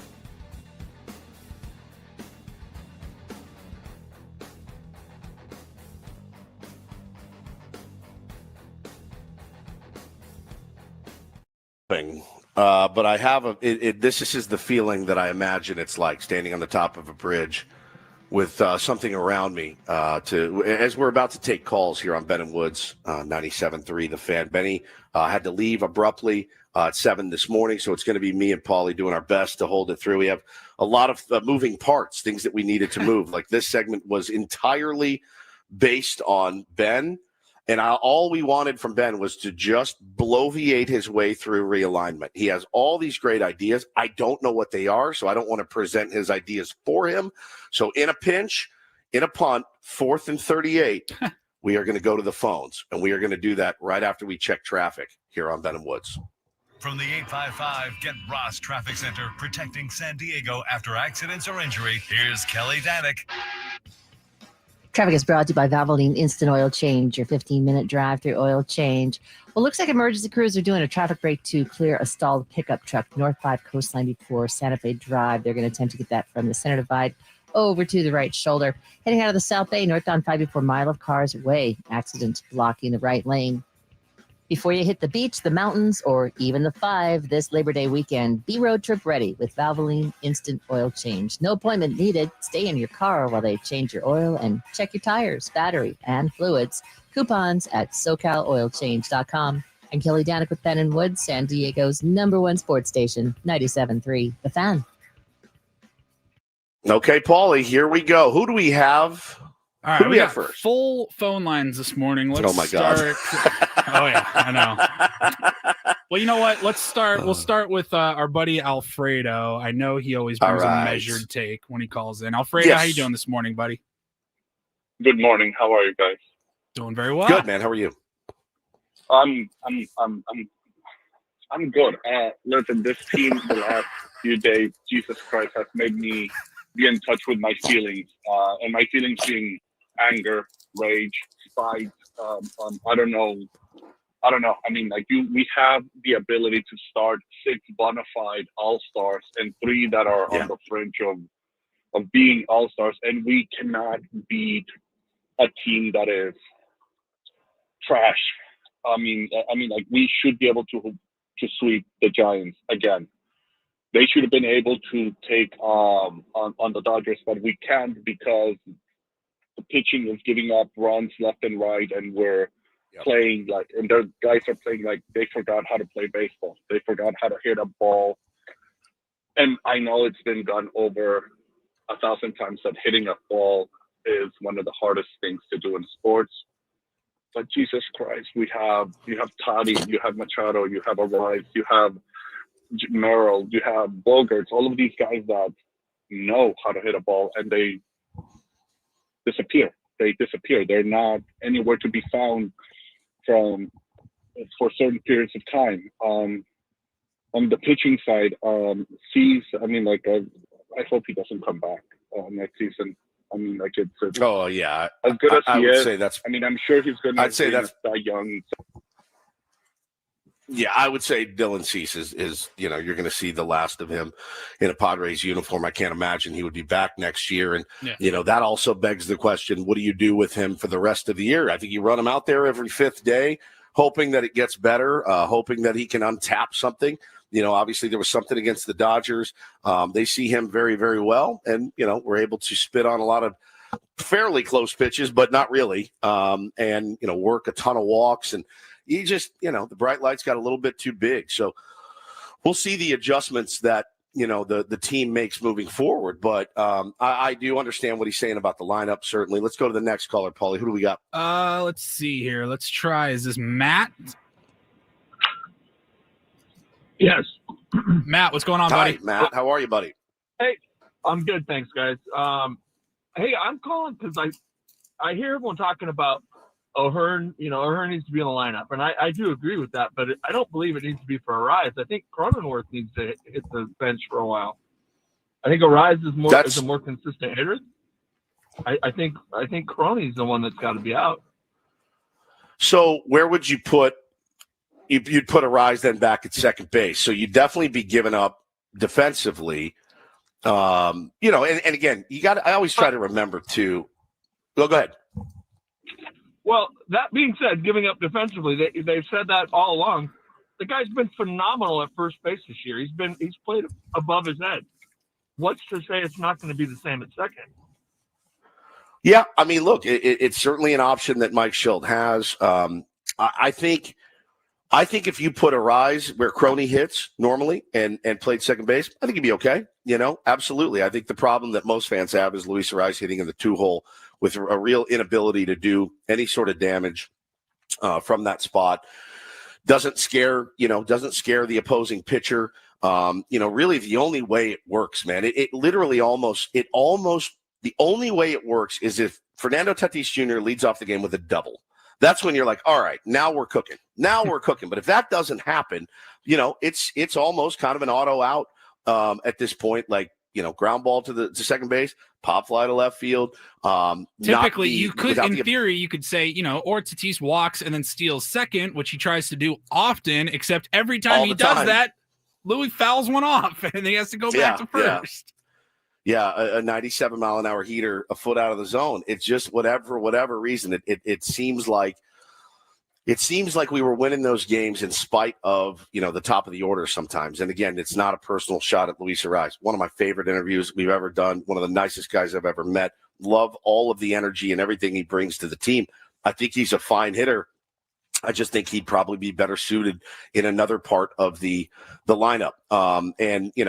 O'Hearn being an everyday first baseman would, in my opinion, mean there's a lot of hurt feelings. Jake Cronenworth's feelings are going to get hurt. Luis Arise's feelings are going to be hurt. The bigger question I think we all have to ask is, who cares? Who cares? Why? I'm sure Randy Vasquez's feelings were hurt when they traded for Sears and Cortez, and set him down. Comes up, makes a start. They set him down. Yeah, man, it's a tough business, and I think if you want to win a World Series, you have to make those decisions,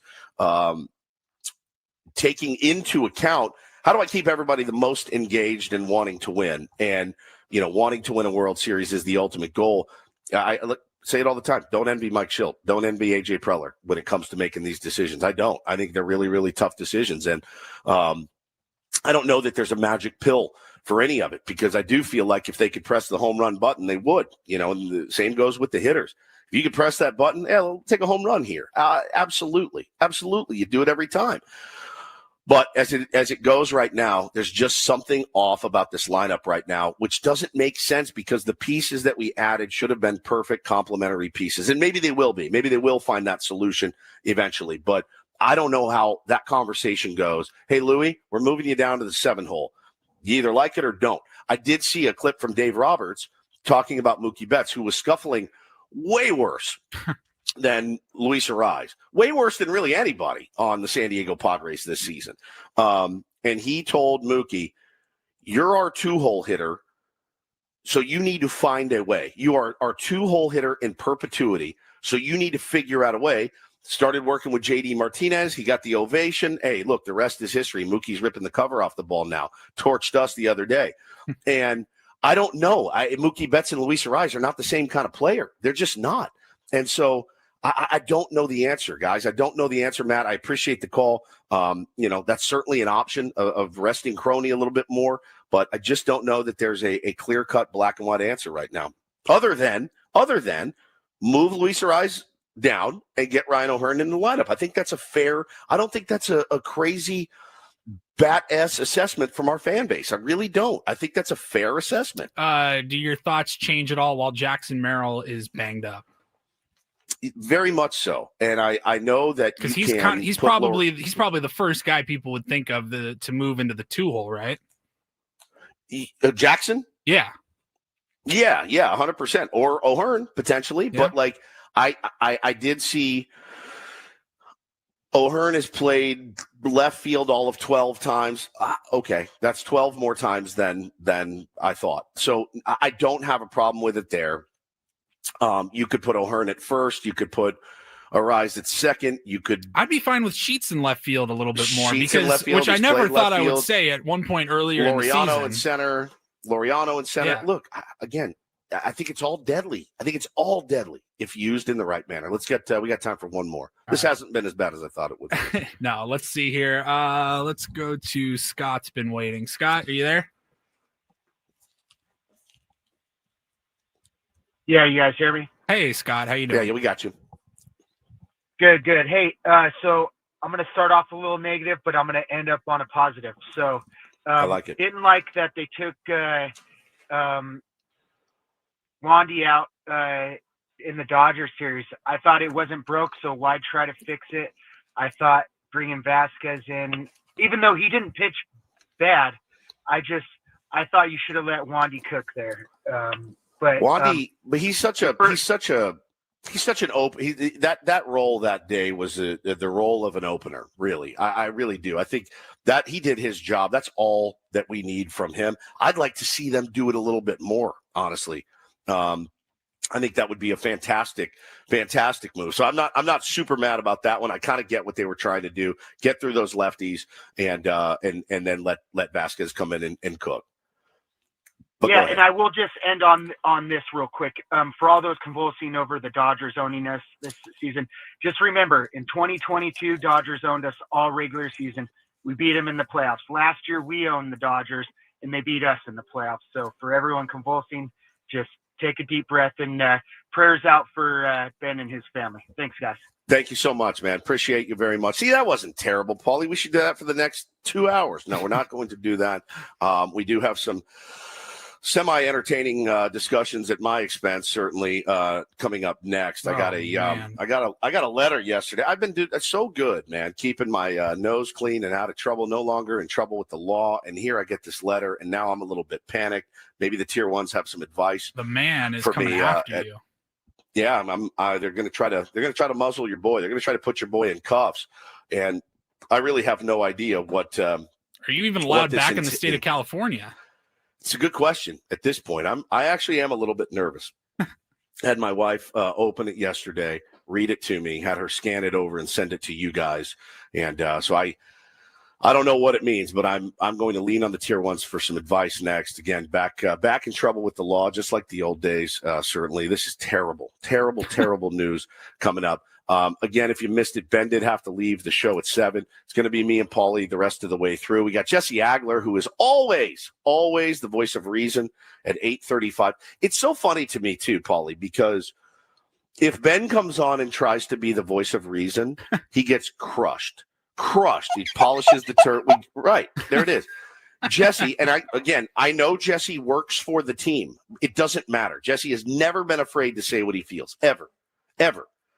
And Jesse comes on and he talks to the audience, and the audience goes, okay, you're right. He has that ability to calm everybody down. And guess what I'm going to ask? He calms me down too. Guess what I'm going to ask of him?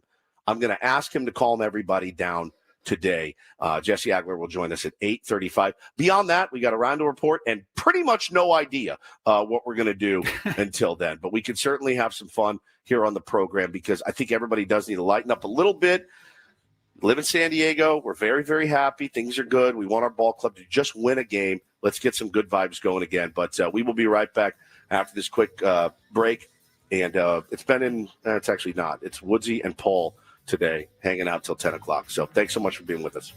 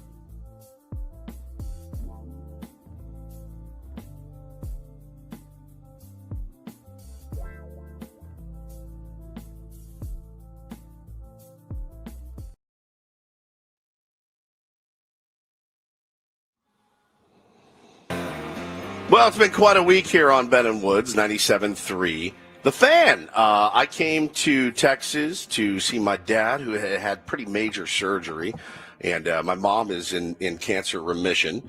And, after a lot of travel, a lot of remote broadcasting across the world, decided to come out, visit my family, and expected a nice kind of quiet week. I think I got that travel flu on the plane. Feeling a little bit better today, better certainly than yesterday. Ben's child, Jack, got sick and has been in the hospital. They let him out. Now I have not heard yet. I don't want to speak for them, but Ben had to leave the show at 7 and go tend to him. There could be maybe another hospital visit in the future. So we are just trying to figure it out as we go. It has been quite a week. The Padres have been terrible in that time. And I do think, Paulie, that a lot of us, our moods are certainly affected by this baseball team, probably more than they should be. I saw a guy tweet last night. He said, Woodsy, I got 2 years sober, and I'm literally considering drinking. And I just wrote, dude, there is nothing on the planet as far as a baseball team and its results that should make you want to pick up a bottle. And if that's the case, you need to turn the game off. You need to protect your peace. You need to protect your energy, all that you can. It bummed me out. And I really hope that guy didn't go to grab a Coors Light or anything last night because of a friggin' baseball team. So try to keep it in perspective. That's what I'm trying to do here with my dad, Ben with his son. I don't know how much baseball matters at certain points in our lives. We certainly love it, but our mood does get affected. Like if they had won last night in comeback fashion, that would have been pretty cool to talk about today. But you got to protect your peace, Paul. You're pretty good at it.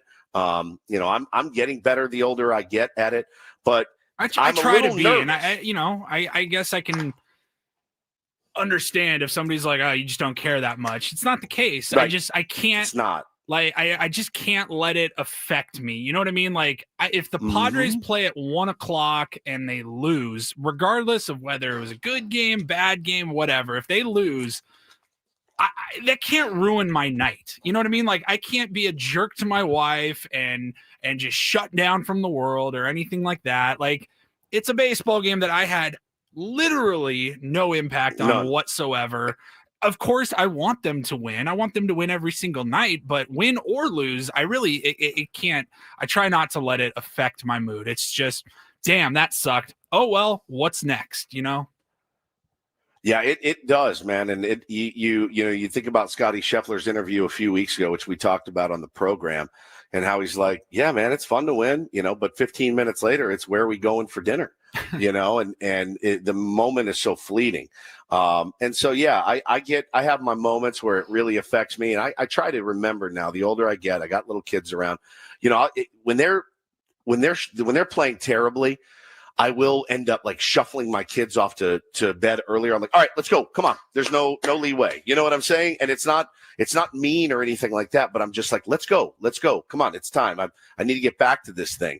And that's about the extent of it for me this year. I haven't been where I have before, biting their literal heads off, because of a tweet I got or the team doing poorly. At the end of the day, it's just a baseball game. We do love them dearly. We are very passionate. We tailor our lives around them, but I do try to keep in the back of my mind, I had no control over this. None. I had no control over the lineup. I had no control over the performance.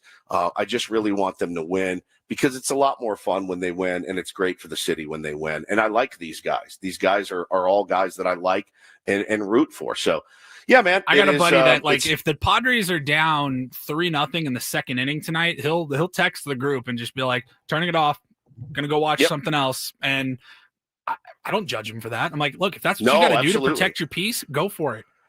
Yeah, and I don't look at that as he's not a real fan or anything like that either. I look, man, we are human beings. Protect your mentals. Take care of your mentals. And if this team is ruining your mentals, then don't do it. Don't do it. And especially, don't go drink when you got 2 years. You got 2 chips in the book, man. That probably was very difficult for you to do. don't let a baseball team push you over the edge. And kind of speaking of over the edge, we talked about what a weird week it's been.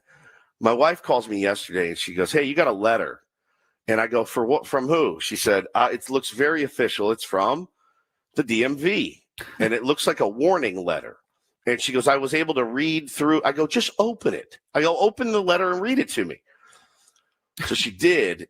And I went, "Oh, no." Like, I'm legit panicked. I scanned it. I sent it over to you, Paulie. Mm-hmm. Go ahead and read how this thing goes for your old pal Woodsy. So don't post it because it's got my address on it. I know. I did crop it, but we don't even need to post it at all here. So this is a letter from the DMV, which I wasn't totally sure if they even did that. And then it says at the top, warning letter. It says, "Dear California driver, drivers with crashes and traffic convictions on their records are at a greater risk of causing future crashes." And you know what? I'm going to stop right there really quick. I read this several times last night when you sent it to me, and it took me like one or two times through to go, that was an interesting tone from the DMV. So yes, listen to my words. Listen to the tone from the official warning issued by the DMV to our old pal Woodsy here. It says, "Your record of bad driving, see below, places you at increased risk of causing crashes, injury, and death. We do not want you to suffer those consequences, and we want to help you avoid them. We understand that you may believe you're a good driver, and yet your driving record is much worse than the average California driver. While you may be a good and safe driver most of the time, your record reflects at least momentary lapses in driving judgment. At highway speeds, a moment of carelessness can become a tragedy. Good, caring people who make careless decisions while driving can cause injury or death. In our effort to urge you to drive safer, we are offering you a choice. You can choose to prevent further action from DMV by avoiding additional traffic convictions and by not causing any crashes." Got that? I do. It says, "However, if you choose to continue your unsafe driving, the penalties will increase and eventually lead to probation, suspension, or taking away of your driving privileges." All right, we pause. believe. So everyone in the chat, well, not everyone, it's half and half. Everyone's saying, "Woodsy, this is a scam," but it's not asking me for any money. So keep reading. Okay. Says here, "We believe you are capable of making a change to become a safer driver, but it is up to you to do so. If you do not want to change, your driving will continue to present a risk to yourself and other road users. If you want to change and become a safer, more responsible driver, you can. We hope that you will decide to change, but the choice is yours. If there is a discrepancy in your driving record, you may contact the Sacramento DMV, blah, blah, blah, blah, blah." Now, it sounds like a 6-year-old wrote it. It absolutely does. Now, here's the thing is they did add a couple of like traffic violations here. Yes. Do those sound accurate? One in February and one in June? Okay. Yes. So a scam wouldn't be able to have that information, would they? Well, it's funny you say that. Unless because they hacked the DMV? the last time I got scammed by quote unquote Travelocity, dude had all my flight information, probably because I gave him my you gave it to my him. number. But okay, so here's the thing. I don't get in car crashes. I bumped into a guy going 1 mile an hour. Right? And and there was no damage to his car. I bent my license plate. I do not get in car crashes. Have I gotten some speeding tickets before? I have. And I pay them and I move on with my life. Is this because I'm getting like too many points? Is there more? That's the thing is they're not asking me to do anything. They're not asking me for my debit card. They're not saying, "Hey, if you join this program for $59.95, we'll be able to wipe it clean." Yeah, if it's a scam, it's the most official looking scam I think I've ever seen. Well, it's also the worst scam of all time because they're not asking me for anything. Well, yeah, exactly. I think that's the biggest giveaway here. But I mean, if it is a scam, you should be very concerned because they have like all of your information, including your driving record. But yeah, it's not like I get these scam text messages all the time. It's like, hi, how have you been? Haven't heard from you in a long time. And it's like, it's not an iPhone. So that's my automatic, like it's either an Android or it's a scam. It's coming from a computer. But like, they're trying to get you to, they're asking you something. They're asking you for something. Like, yeah, go get me some iTunes gift cards. I need you to read me the numbers on the back. There's nothing in this letter that's asking for literally anything. It just said, if there's a discrepancy here, then you can call and get it taken away. Like if there was another traffic conviction, you're like, that's not me. I wasn't there. I never did that or whatever. It just says they just want you to be a better person and a better driver and to stop. They literally they say, we believe that you can change, or we believe you think you can change, but we're not so sure. The so what snarky ass tone from that second paragraph. We understand that you may believe you're a good driver, Correct. yet your driving record is much worse than the average California driver for a speeding ticket and bumping into a guy at 0.5 miles per hour. C20 Moreno says it's a DMV pep talk. That's exactly what it is. I got a pep talk for the DMV. Kurt says it's a form of intimidation to create worry and scam for you to call. Because I will tell you, they did say something about if you want to write a letter to Sacramento and dispute any of this, then you can't. Like, yeah, dude, I got pulled over for going 85 and a 70. Okay, like, you got me on the way to work one morning, no problem. Paulie and I were driving out to spring training. Probably were a little bit fired up, heading out of town. You got me there. But I don't neglect paying my tickets or anything like that. I feel like I'm an aggressive driver, but I feel like I'm a good driver. But apparently I'm not. And so list the consequences that they said, Paulie, if I don't clean it up. If you do not, if you don't want to change, your driving record will continue to present a risk to yourself and other users. Your penalties will increase and eventually lead to probation, suspension, or revocation. Revocation. It's a big word. Revocation of your driving privileges, meaning taking your license, you're done. How great will it be when Ben has to pick me up from work and drive me home every day? That'd be hilarious. You guys can just carpool and do some show prep on the way. So it is real. It is real, everyone's saying. Now, what would you recommend I do here? I mean, I Googled the phone number that they said to call. It is the Sacramento DMV office. Okay. All right. So I should call them? No, it says only if you are like, no, I did not do one of those violations. But I think we've determined that the two that are listed, it has 2 convictions here.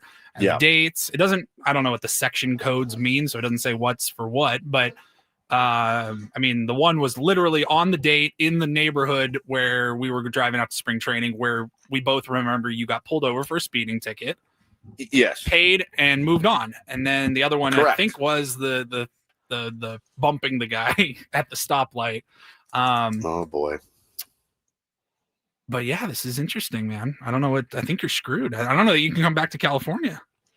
I mean, no, listen, this has scared me straight. I will be a much safer, slower driver. I do drive, when I get driving into work in the morning, there's not a soul on the 5, right? Not a soul. How nice is that? It never, ever happens. And so, yeah, I may push it to 85, 90. On the roll. I have done traffic school before, a couple of years ago. I had such a nice run, man, of like 5 years with no tickets, and then they come in bunches. And so, yeah, I'm a little bit nervous about it. I want to make sure I'm in compliance. I want to be a good example and all that. So I will definitely call and see if there's anything I can do to remedy. Can you get points taken off your license for like doing good community service or something? I don't know anything about that. I have no idea. How many points do you have on your license? 0. Oh, man. All right. Now I'm just a better person than you, though. Apparently the best advice I've gotten out of this is just be better. Now, Tier 1 David, who is our official, unofficial attorney here for the Ben and Woods show, he just texted me and he said, send it over. I can take a look. Would you like me to do that for you? I would, please. Very much. Very much. We'll determine. Okay, so Mike says if there's a number on the letter, that's where the scam starts. All right, I'm gonna follow through today. I'm gonna call the number and see what happens and see how much they'll take me for. Call from like today. Gary's phone or something. I thought it was interesting, man. I did think it was interesting that I've never seen a letter like that before. I'm a little bit nervous about it. I don't really know what to do, but I will call. I will call that number and try to figure out a way to be in. You don't have to call. They're not threatening you with any. I mean, I guess they kind of are if you continue, but like as of right now, it's not like your license won't get suspended if you don't call. Your license may get suspended if you get another speeding ticket or almost kill somebody at 0.5 mile per hour at a stoplight. Yeah, Paulie just Googled the number, said it's legit. All right, so I'm gonna call them today. We will get it figured out. But yeah, a little bit nervous about that. Very, very nervous about it. I don't want to get arrested again. I never want to be put in handcuffs again, ever. That is my main goal in life. Never handcuff me again. Never want to spend a second in jail again. Never, ever, ever. It's like my number one thing. I'd never want it to happen again. I will do my very best. If you're listening at the DMV, maybe they were mad at me that I called them out for the pee on the floor at the DMV that I went to, and now I'm on their list. That might be. There was urine on the floor, Paulie. There was urine on the floor at the DMV, and I did say it on the radio, and maybe they got upset. So we will get to the bottom of that today or at some point. But holy smokes, yeah, kind of domed me out a little bit in a week full of being domed out at every turn, every single turn. No kidding, man. I'm ready. Obviously the perspective with your dad and Ben's child, it just takes over everything. But God, thinking about when you were just listing off all the travel that you alone have done, and there's been like you'll be back here for like 3 shows in between these trips. I'm like, man, it's been a weird like 4 or 5 weeks now. Like I'm ready for some normalcy here. Me and you both, and some Padres wins. We will talk more about the San Diego Padres. We got Jesse Agler coming up at 8:35. Don't go anywhere, though. I wouldn't blame you if you did. Does that make sense? Yes, right? But stay here. Yeah, don't go anywhere. I wouldn't blame you. I wouldn't blame you if you did, but stay here. Before I let you go, let me tell you about Trust and Will. Ben obviously had to split today, but it's just so important that you have a trust or will, and trustandwill.com makes it so easy to do. I love more than anything being able to do something that traditionally was kind of a beating. I like a convenient way to do things, and that's what Trust and Will provides. I knew forever that I needed to get a trust or a will because I have a family, and I put it off because I didn't want to go sit in an attorney's office and go through everything. They make it so simple to do, and they make it affordable to do. Go to trustandwill.com, start the process today. Take you 30 minutes, man. You can do it at your lunch hour and still have time to go get lunch. Really, it's that simple. Trustandwill.com. Use the code FAN when you check out, FAN. They'll give you 20% off, and they will ship you your estate documents for free. You get those documents, you take them to a notary, and then you throw it in the desk drawer, and you let your spouse know, this is where it is should anything happen to me. They make it easy, they make it convenient, and they make it affordable. Go to trustandwill.com today. Use FAN when you check out. Do it today, trustandwill.com.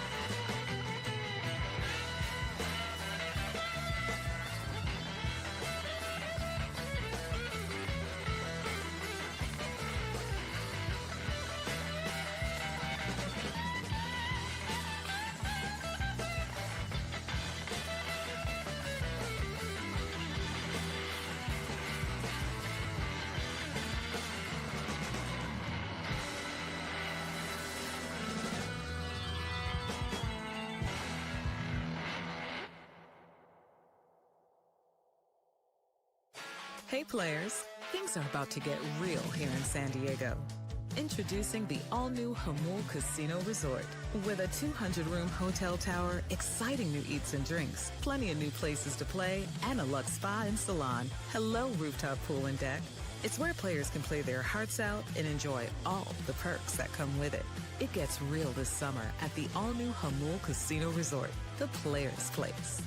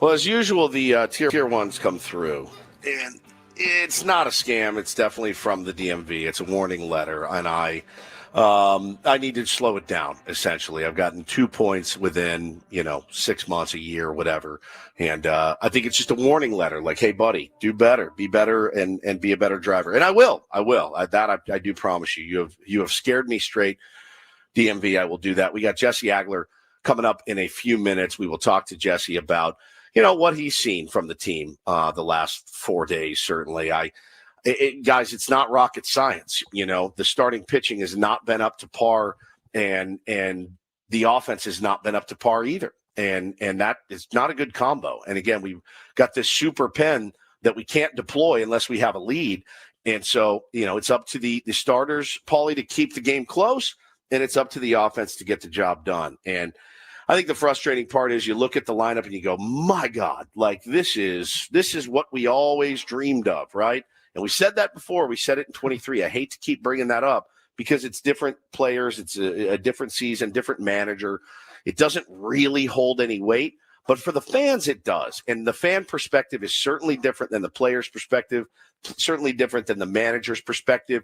Of course, you're going to look at this and go, yep, we've seen this before. Here we go again. And I totally understand and sympathize with the fan base that feel that. It's weird for me, man, because I was here visiting my family. I was not broadcasting, though. I think I would call in every day when the Padres absolutely went off the cliff in the once-in-a-lifetime collapse. I was here. I think I brought Bo with me. We came out here for like a week.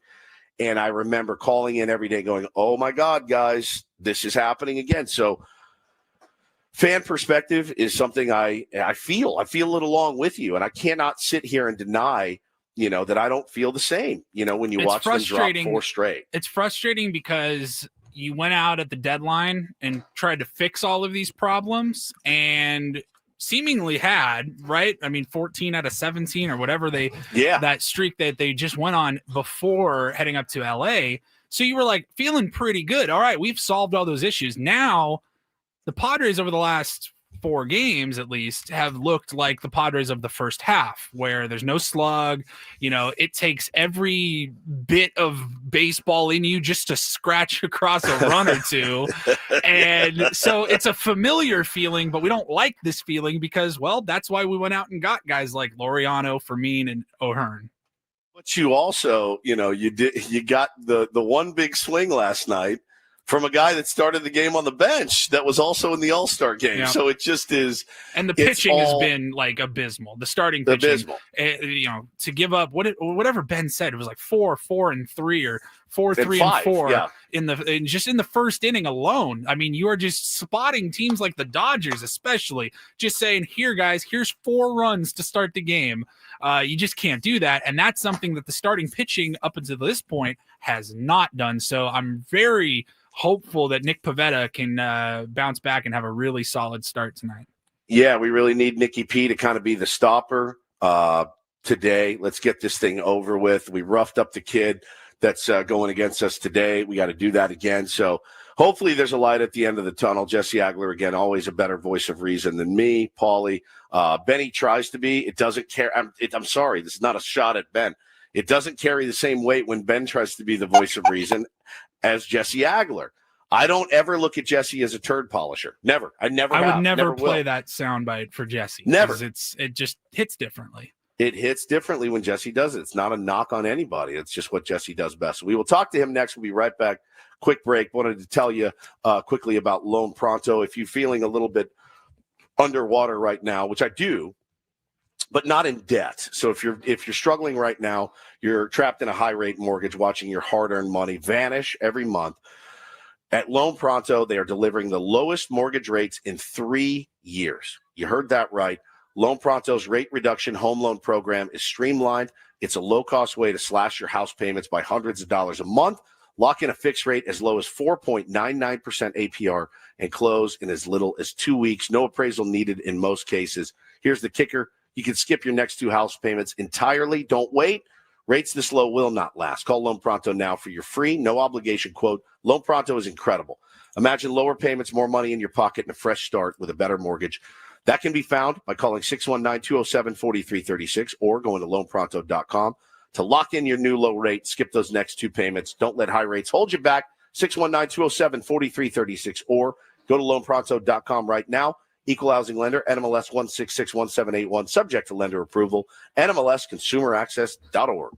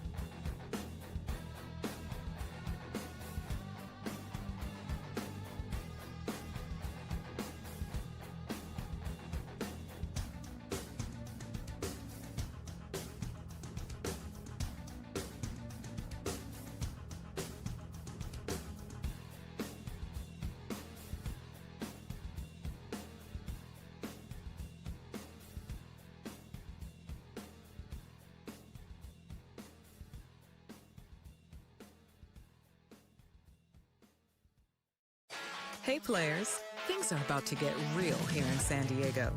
Introducing the all-new Hamul Casino Resort.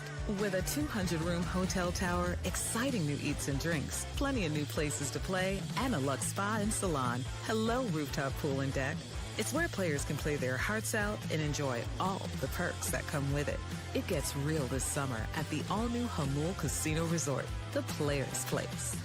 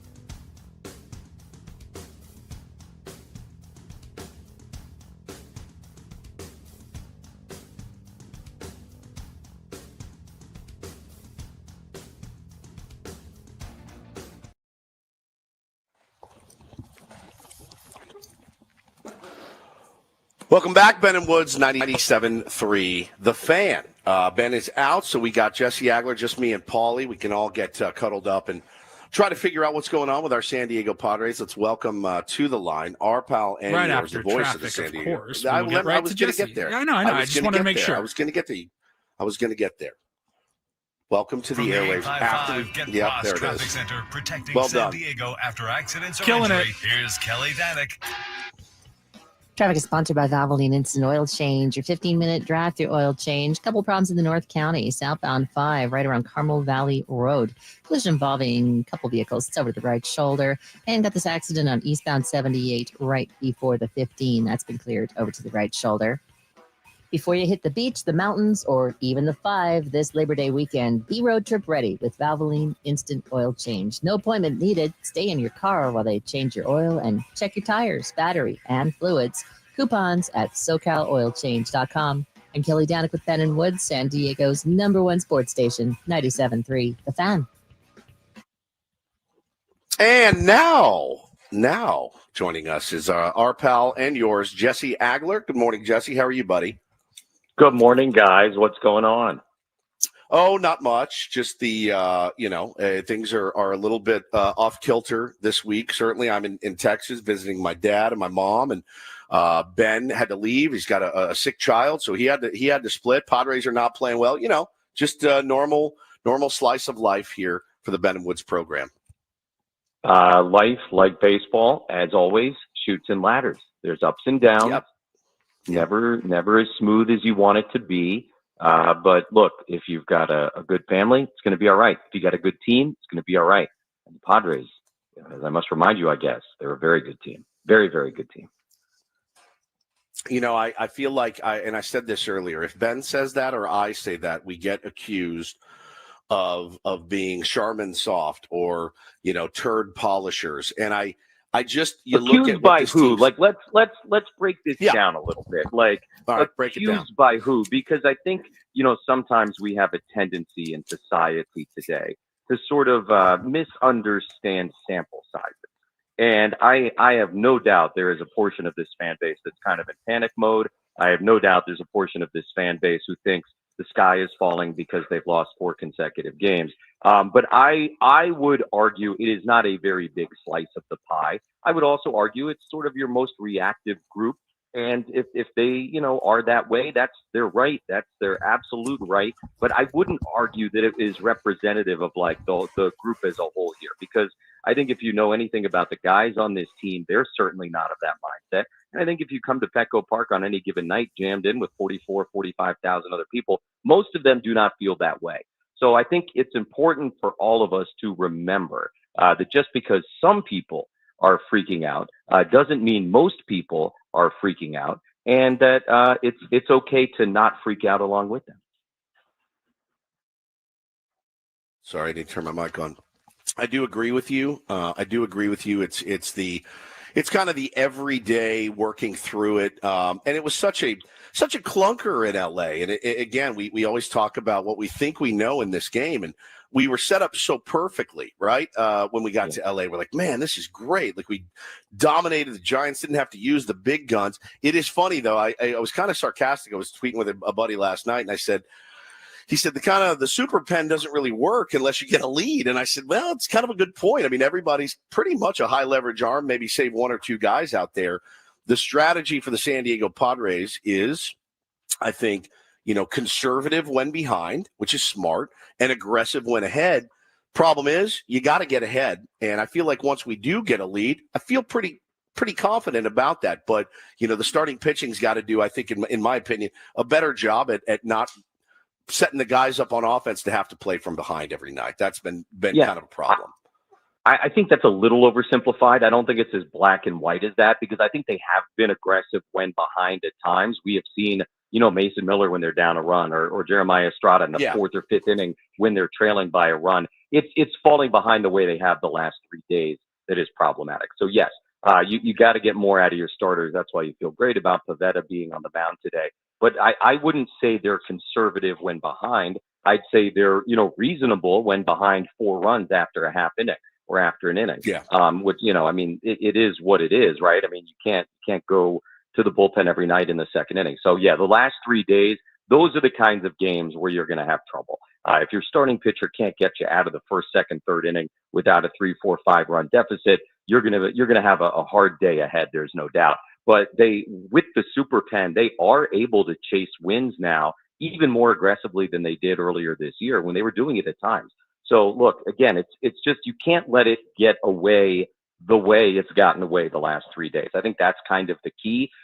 So, we've said it a bunch this year. You're not asking too much out of the starting pitchers, but you got to get more than you've gotten certainly the last 3 days. Yeah, no question. Talking to Jesse Agler here on Ben and Woods this morning. And I read a piece by Dennis Lynn. I think AJ Cassavell talked about it a little bit as well. What do you see? You're around the team all the time. What do you see when it comes to the psychology against playing against the LA Dodgers? Because it looked weird, right? It looked different than what we'd gotten used to with this team. I've been calling it FU baseball, and they had really been playing that brand of baseball. And then you get to LA and things change. Obviously, they're a great team.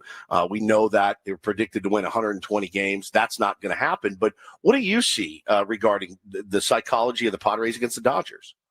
It's funny, you said their sort of brand of style of play, how you put it.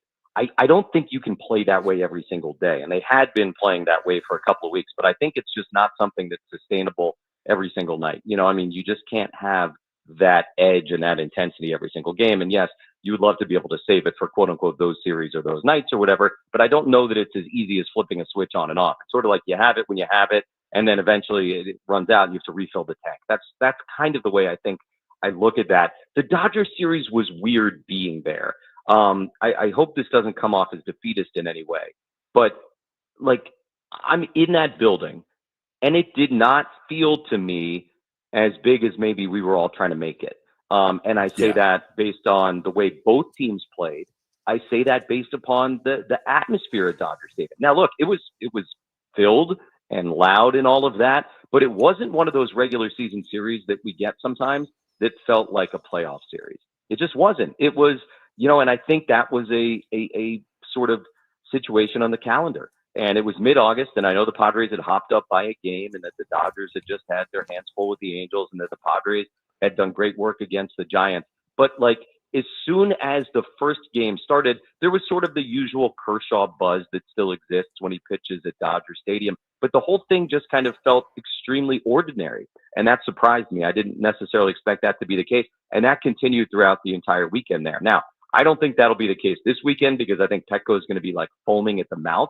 But, you know, and I kind of respected it in a way from both teams because it was like, you know, the sort of recognition of, all right, we are where we are, but there's still 6 weeks left. You know, we can't empty the tank here this weekend and set ourselves back. And I don't think either team really played in a way that showed they emptied the tank. But, you know, maybe that's digging too deep into it and reading too much into things. I do think, you know, the falling behind early with the starting pitching is probably as good a formula as any in baseball in any game to sort of take the air out of the balloon. And so maybe it was just that.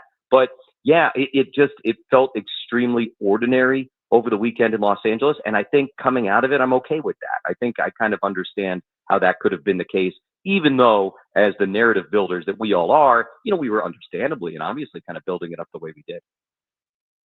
Yeah, I agree with you. And I actually, you know, we talked about it off the air of like, man, let's not make this thing any bigger than it needs to be. But it has that weight, that gravitas, and it will have that this weekend because depending on what happens the next few days, you know, you're sitting 2 games out, and you know you need to match them every single day. They need to match you.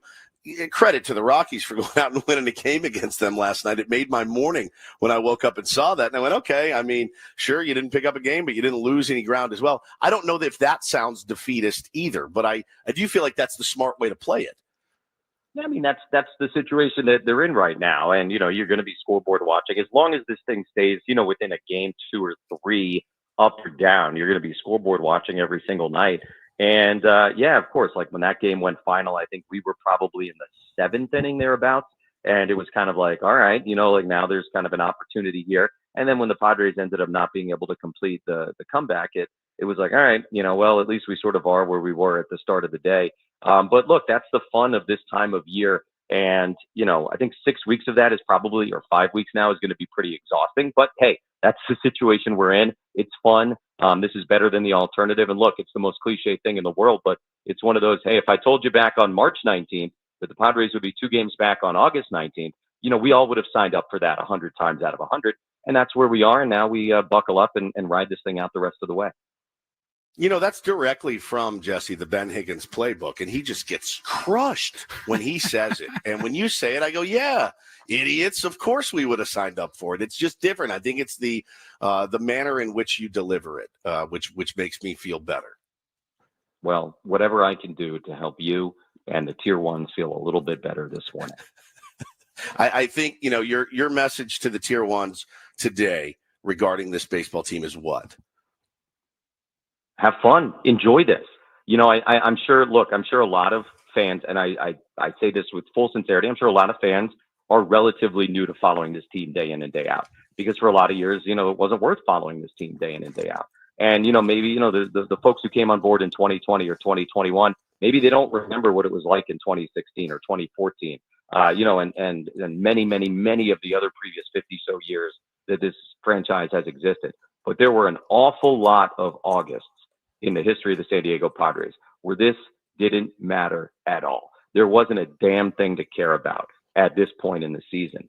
And so to kind of regularly be in a position that we are now, where these games are so big and that we do kind of spiral out over a 1-run loss to the Giants on a Monday night, you know, shows us that this thing has come an awful long way from where it was most of the history of the franchise. So embrace that, enjoy it. Is it going to drive you crazy at times? Absolutely. Is it going to make you want to bang your head against the wall sometimes? Absolutely. I would argue to you, though, that is far, far, far better an option than being completely bored or tuned out by the thing. So just, you know, try and appreciate it, try and enjoy it. The good times don't last forever. You know, we are in the longest, biggest, most serious competitive window this franchise has ever had. So just, you know, strap in and enjoy the ride.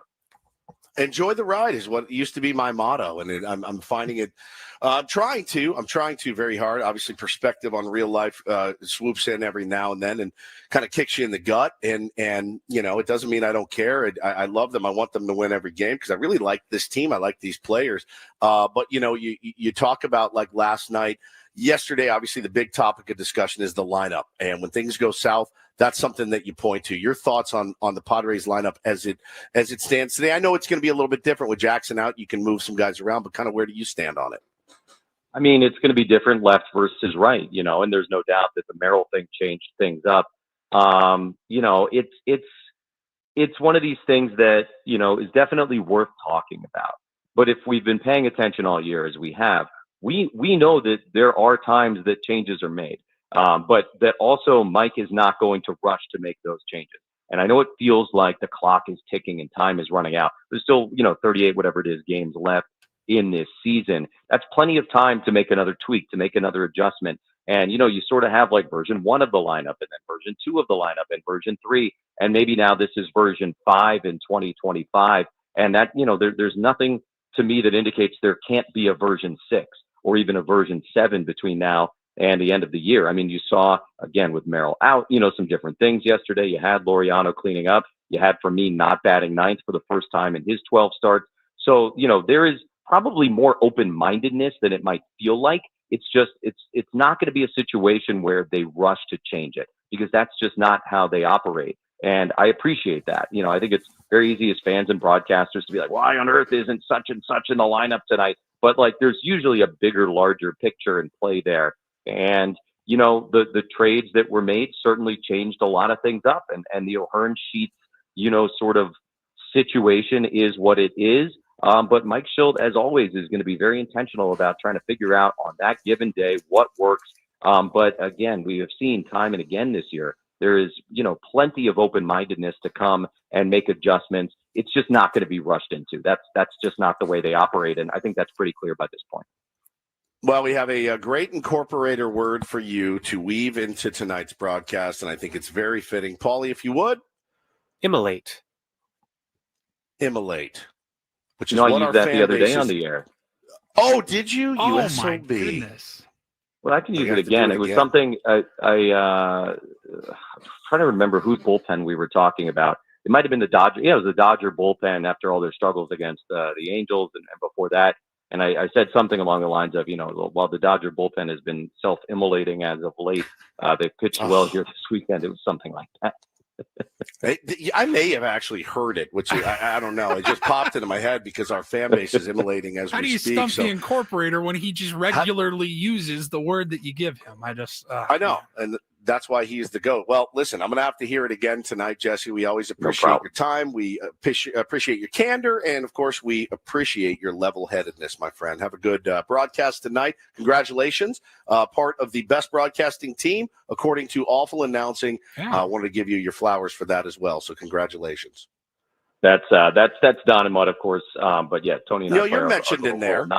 We don't mess it up when we go over, which is kind of the assignment. But those guys are the best, obviously, and it's great to see them, kind of getting that kind of recognition. But thanks, Randy. And you as well. You're allowed to take a bow for that as well. Jesse Agler, everybody, thank you so much, buddy. Have a good one. You got it, man. Jesse. Love that, man. I do love Jesse. Best. It does. Always makes me feel better when he comes on. But the only thing, as we've now realized, that is going to make anybody feel better is a little dub tonight. That's going to make everybody's mood improve vastly, as it always does, because there is a lot of brand newness to this, right? Being in this thing this late, a division in reach. You're looking right there. It's right in the palm of your hand. Can you take it? That's going to be the most interesting storyline moving forward. So hopefully they can flip the switch, get it going tonight. We will be back. It's Ben and Woods on 97.3 The Fan.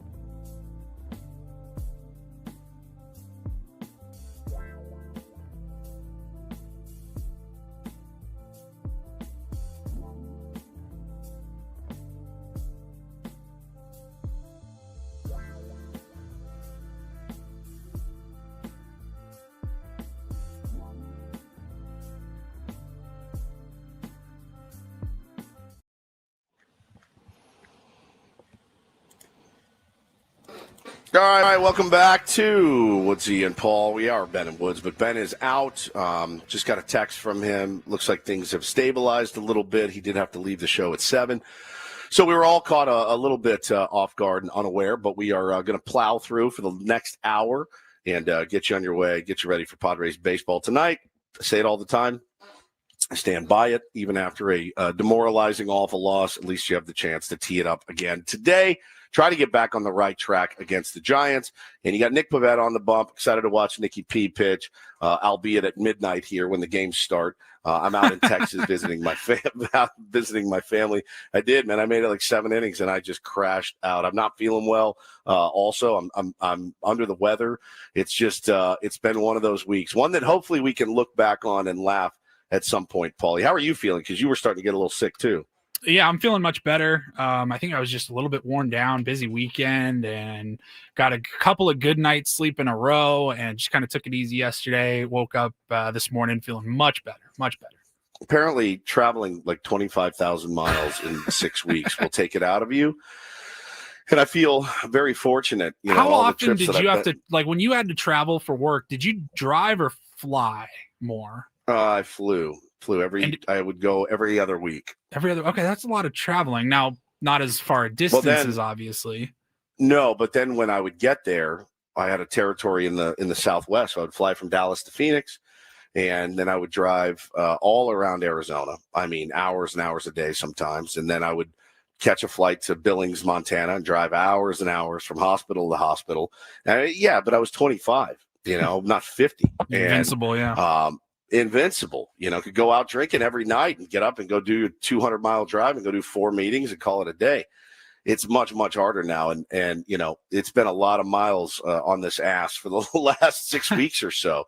They've all been great. Every trip has been phenomenal, but it's just been one of those weeks where, the team's not playing well. You're not feeling well. You're on remote. Ben's got personal stuff going on. You're not feeling good. It's like, holy cow, we're going to have to earn it this week for sure. Yeah, and speaking of fun, we wanted to do something a little fun. We were going to do it when Ben was there. We need you guys to call right now if you want to go see the game tomorrow. We got tickets for you, don't we, Paul? Yeah, we got tickets to tomorrow's game. You can call right now, 833-288-0973. But this is not just like fifth caller. You're going to have to earn it. So we're going to load up the phone lines and we'll get you a pair of tickets to tomorrow's game against the Giants. First 40,000 in attendance, going to get a Michael King bobblehead. We gave those away last week, just the bobblehead, not the tickets. Now you get the tickets. You got to get in line for the bobblehead, though. You can get your tickets at padres.com/tickets. So I see some calls rolling in. Now we're playing a brand new game, Woodsy. We have never played this game before. So why don't you walk us through it? We got 6 callers already calling in right now. So I'm going to try to get everybody lined up. Pretty simple. It's Ben's big, beautiful box, and we have it in the studio. And what we do is we fill it with something. And all you have to do is listen and guess what it is. And we're just going to go caller by caller. And you need to be specific on what it is. It's something that Ben has put in his big, beautiful box, and all you have to do, Paulie, will just rip through the phones one by one. And if you guess it right, you win the tickets. It's that simple. Could be the first caller, could be the 10th caller. I have no idea who's going to win this thing. Okay. But so, Paulie, do they get any clues or anything? Like, how we want to do this? I'll put it this way. He did not bring it he brought the box from home, but what's inside it was this is our engineer's Amazon Prime box. So if this is a good game, if the people like this one and we like this one, we can make an actual like Ben box and that we can use in the future. But this one, so he did not bring this from home. It was something from the building. Yes, something from the building. So give it a shake and everyone listen. Everyone on hold, listen. Again. What's in Ben's big, beautiful box? All right, we're going to go caller number 1. Is this Charles? Yes. Is it paper clips? Oh, my God. He got it on the very first one. Paper clips. It took Woods like 4 guesses. No way. It took me 4 guesses. Yes, it did, dude. Yes, it did. And you've knocked it out of the park. Charles, I got to be honest with you. I was hoping this was going to kill about 10 minutes. I'm not going to lie. You were supposed to take I'm 5, very 6 lucky. guesses. Holy You are very crap. lucky. You are very good. Congratulations. Great game, by the way. Lasted all of 3 seconds. Really fantastic. Really fun and tough and challenging game. He nailed it. So, I mean, good for you, said dude. You're pens, going to the you game. said push pins, you said thumbtacks, Yes. paper clips, and finally we were like, all right, yeah, this is gonna go great. It lasted 4 seconds. 1 second. Oh my god. Yep. Congratulations, buddy. Well done. Crazy fun new game, guys. It's phenomenal. Really great. We're doing great. You know what? Let's just take it to the house. I'm so ready. I think my equipment's malfunctioning as cutting out. No. Woods, can you hear me? Now, Yeah, I can hear you. going well. No, you crushed it, dude. Well done. So there you go. This You is, have won the we can get some tickets. satellite radio here. Paulie will get your information. That was phenomenal. Yeah, Megan has a good idea. What finger am I holding up next? Yeah, there's all kinds of stuff that we can put in. I better get the topic wheel lubed up. Yeah, why not? At this point, spin it, Paulie. I don't care. This is crazy. That was supposed to last longer. So wheels off. I mean, we told you guys 2 hours ago this is probably going to be the worst radio you're going to hear for a while. Yeah. All right. Well, the topic wheel here. I didn't expect us to open up the topic wheel this morning, but the question is, Woodsy, would you rather always have to walk backwards or talk backwards? Walk backwards for the rest of my life. Talking backwards would make this job impossible. Impossible this make job this. I would rather walk backwards for the rest of my life. No question about it. It's the easiest answer I've ever given. Yeah, I think I would have to agree, although both would be extremely uncomfortable and awkward. It would be terrible. You couldn't do it. You couldn't talk backwards in everything you said. Well, I wonder, is it like if you have to put in the effort to talk backwards, like I couldn't do that. Like, if I ever got pulled over and the officer like suspected I was drunk driving and I didn't have a sip of alcohol, but he asked me to all right, step out, walk this line. I have terrible balance. I'd probably fail that. But if he said, all right, can you do the alphabet backwards? I'd be like, brother, there's not a chance in hell I could do that. And I haven't had a drink in months. There's no chance I could do it. My phone is blowing up. People like, great game, dude. Killer game. Yeah. That's amazing. This game, I'm crying right now. That is so hysterical that dude guessed it on the very, very first one. I almost lied and be like, no, actually it wasn't. Just quietly start putting some other stuff in there. Yes, quietly replace what's in there. I am dying right now. Yeah, that was really phenomenal stuff. Go ahead. You want to spin it again? No, yeah. That was amazing. It's just been one of those days, one of those weeks. Yep.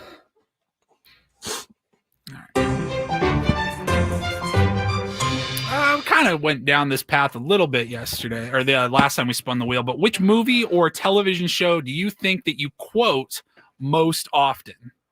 Doesn't have to be that you've seen the most, but what movie or television show would you say you quote the most? I can start if you're going through Gary's list. I've got my list. I've got the list right in front of me. I would say for me, it's probably Superbad. All right. I quote that movie like almost every day, I'd say. I would say for me, it's probably Sopranos because I will often do, there he is. I do it all the time. It drives my family crazy. I don't know. Not a lot you can bite down here on this topic wheel today, which is about par for the course. I'm not going to open the phones again, though. That's not going to happen. We just need to figure out what we're going to do for the next 51 minutes, Paulie. That's what we need to do right now. That game was really supposed to take about 5 minutes, 5 to 7 minutes. We were supposed to rattle through like 4 or 5 more callers. Yeah. Nope. Good guess. Oh, dang. Nope. You didn't get it. No, this is the worst. This is the worst radio I've ever been a part of. I'm like embarrassed. I'm ashamed right now. It's hard to recover from at this point. We will try to figure it out. We got a Rhino report coming up at 9:30 this morning, but I do I do think that it does warrant more discussion. I'm seeing, I'm seeing a lot of people kind of down on a lot of different players on our team right now, and I think Fernando Tatis Jr. has been. I'm glad you brought that up. That is. There's been like 15 guys that get blame seemingly every single day, and you would think this is like the worst team of all time, because if it's not Tatis, then it's Manny, and if it's not Manny, then it's Arise, and if it's not Arise, then it's Schilt, and if it's not Schilt, then it's Cease, and if it's not Cease, then it's Nestor. You know what I mean? Like, we are just like throwing like this blanket of blame over the entire team right now. Yeah, it is. It's tough right now, and when they were winning, I even saw people complaining, that it's not the best lineup, and I kind of tend to agree with them. I do think you can win baseball games in spite of the lineup. I think you can win baseball games in spite of managerial decisions. I do see players bail managers out all the time. That's kind of what they're there for.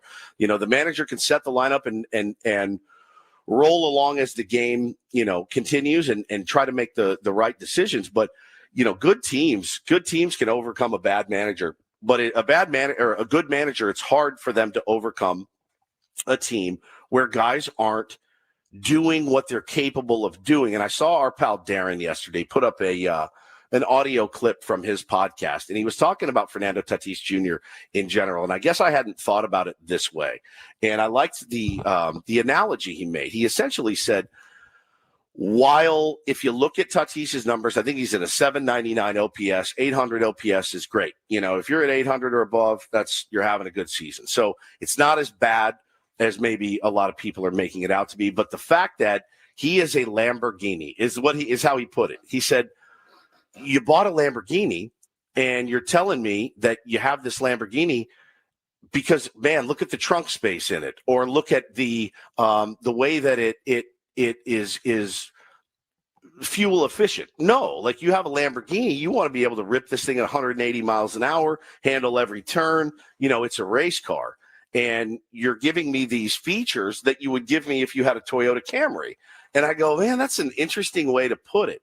And I think my only counter to that would be, but he's like a third best player in the National League on, if you go by WAR, I guess, which is supposed to be like one of the most all-encompassing ways of analyzing a player's productivity and what they bring to your team. So, like, I don't know that it's not that he's a Camry versus a Lamborghini being the old him. He's still a Lamborghini. He's still, like, he should probably get MVP votes for how valuable he has been this season. It's just not we're used to. We're used to the big home runs, but he's having more of a productive season, you could argue, than the years where he did hit 30 plus bombs. I think what it boils down to for me is he's still a Lamborghini, but he's not opening it up, right? Like, he's a Lamborghini driving the speed limit essentially right now because for whatever reason, the power has just not been there. The fearsomeness that the fear that he strikes into opposing pitchers.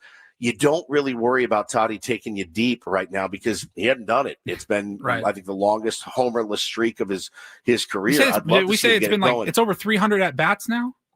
Yeah, something like that. But the only thing I will say is, I've seen other players having down years at the plate, and they don't provide Lamborghini type defense, base running, et cetera, et cetera. At least he's still giving you value on a daily basis. I know it's a bit of a cope.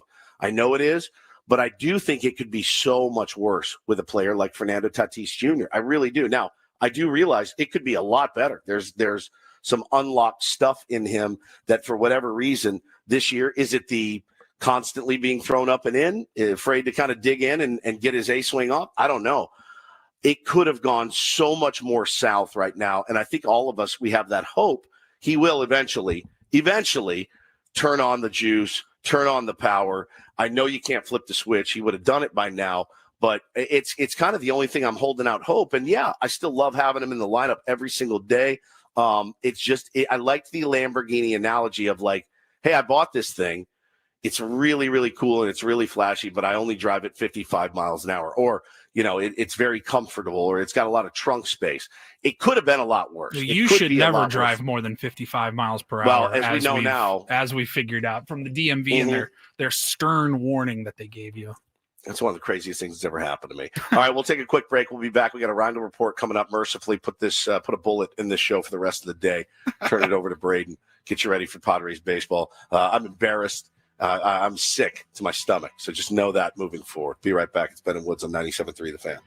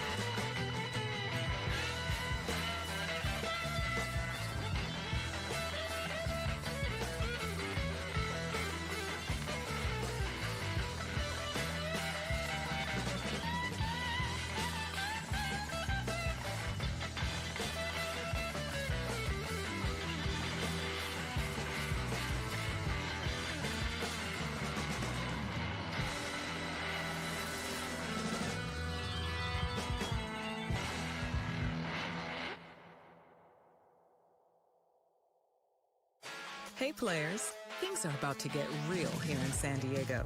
Introducing the all-new Hamul Casino Resort. With a 200-room hotel tower, exciting new eats and drinks, plenty of new places to play, and a luxe spa and salon. Hello, rooftop pool and deck.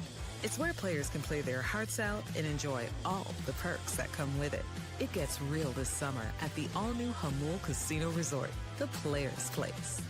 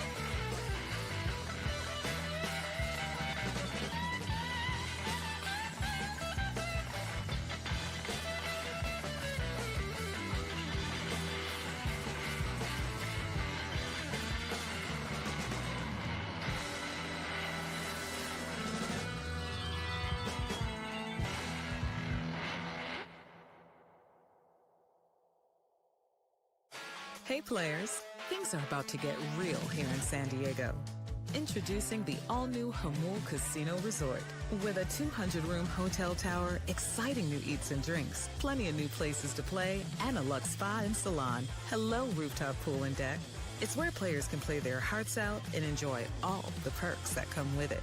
It gets real this summer at the all-new Hamul Casino Resort, the players' place.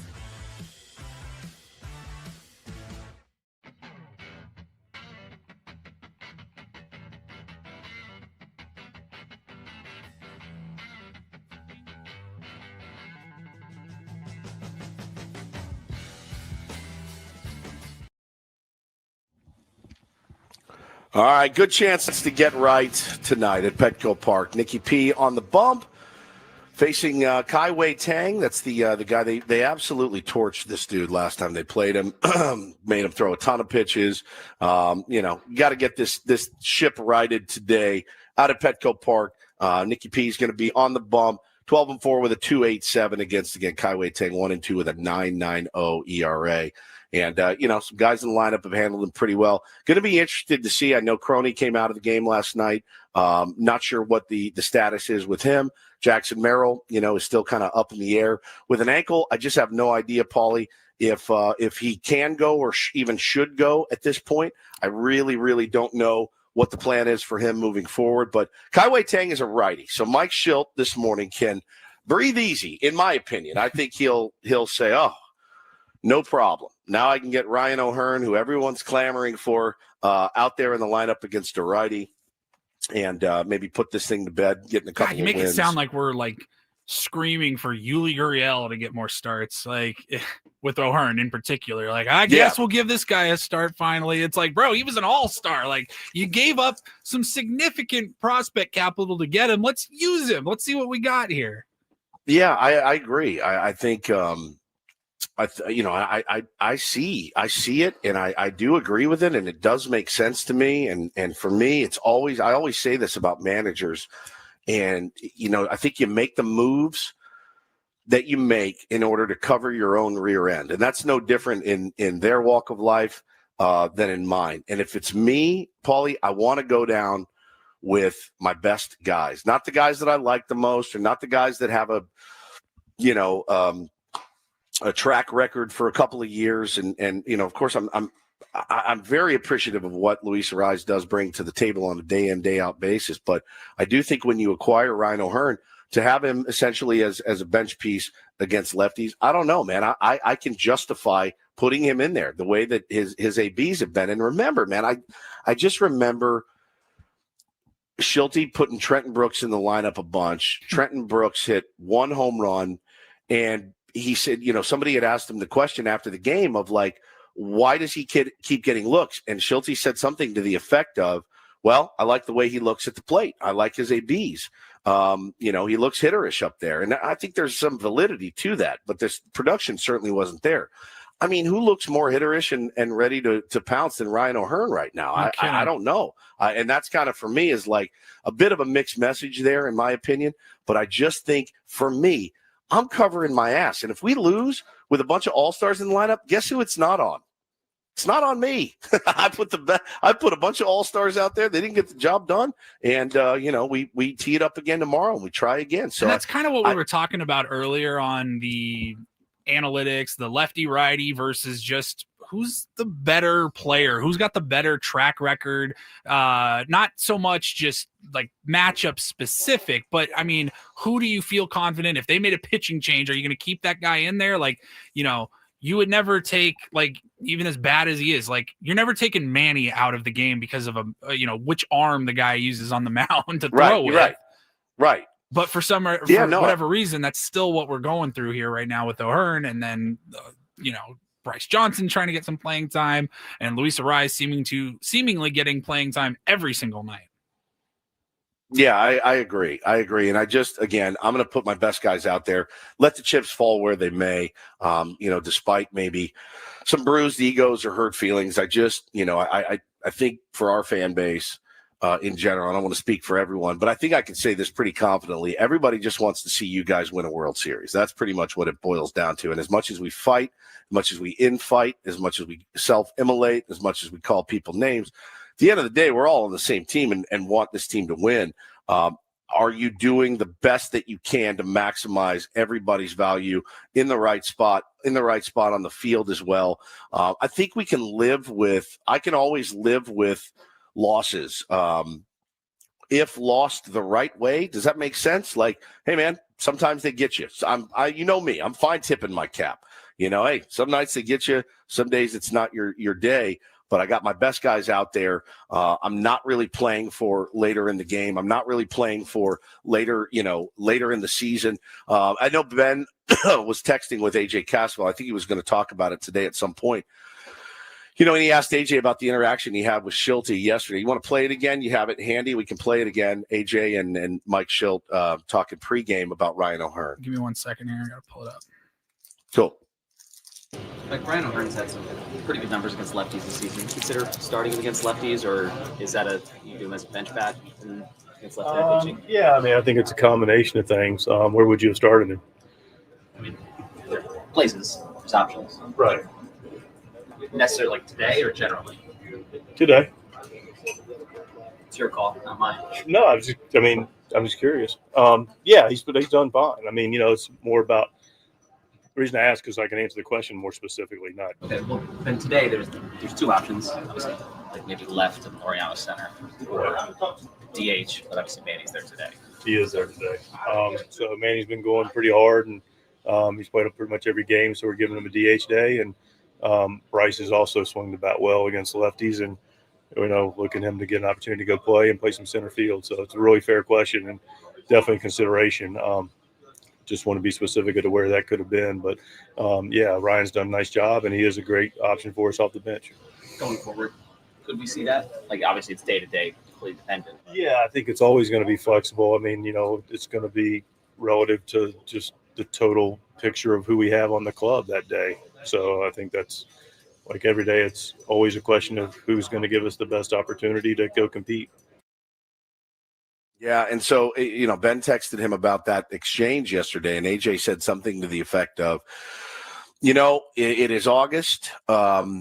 Just because it looks a certain way now, it may not look the same way in September. And I think that's fair, and I'd need to go back and look, but Ben did bring up the point. The lineup switched up a little bit last year with Jackson moving up to the top, closer to the top, as the season progressed. And I think, it took until September before we started seeing any of those radical lineup changes that we clamored for a while. I do go back and forth on it. I really do, because there's a part of me that likes consistency.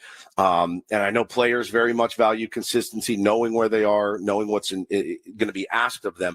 But then there's a part of me too that likes strategy and optimization. And obviously, if it works, well, look at you. You optimized it.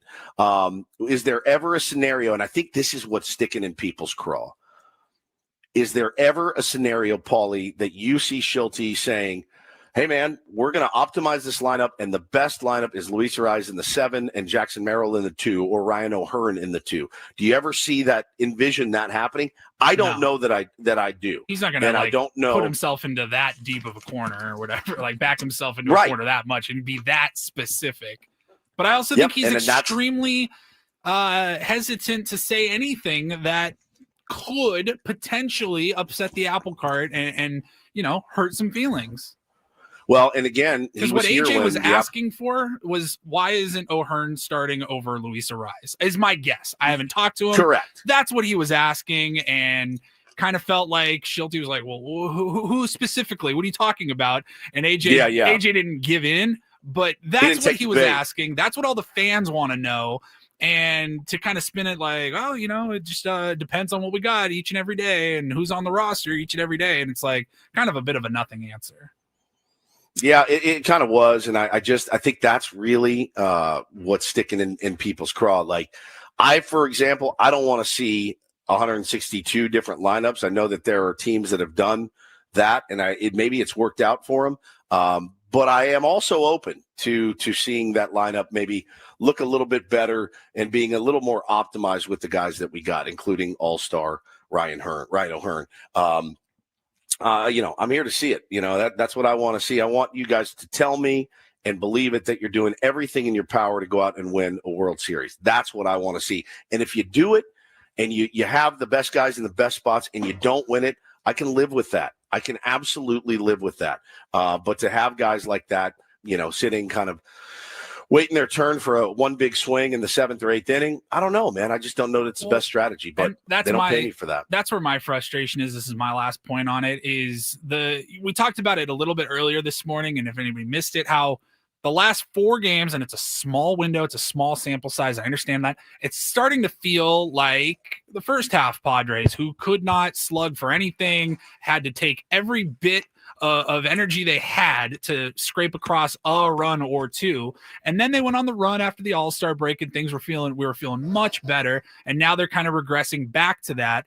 And the whole issue has been slug. And so when you have these new guys now, this revamped lineup, and you have both O'Hearn and Sheets coming off the bench, that's where I'm like kind of putting my hands up going, I don't know, man. Like, I think they should be, one of them at least should be getting some more significant, more everyday at-bats.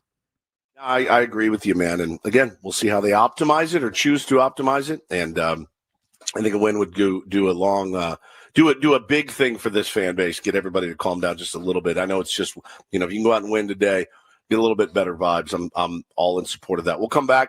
Got a Rindle report coming up, but quick, let us tell you about our beloved. Gambling problem? Call 1-800-GAMBLER. GEGE 000-466. For a full list of games and rules, play at 7 Mile Casino. Visit 7milecasino.com. Yeah, 7 Mile Casino is a part of Ben and Wood's lore. They've been with us forever. We've been with them forever. If you haven't made it down, today is as good a time as any. Got the homestand going on. Great place to go get a pregame meal. Great place to go post-game. Maybe, hopefully not blowing off some steam or frustrations. Hopefully you're going to celebrate tonight, playing a little California-style blackjack, some Texas Hold'em, some Pai Gow poker, or some Baccarat. But yeah, it's 7 minutes from Petco Park, really. I mean, you get on the freeway, you exit, you park, you walk in. Smoke-free environment, slot machine-free environment. Really, really well-done layout.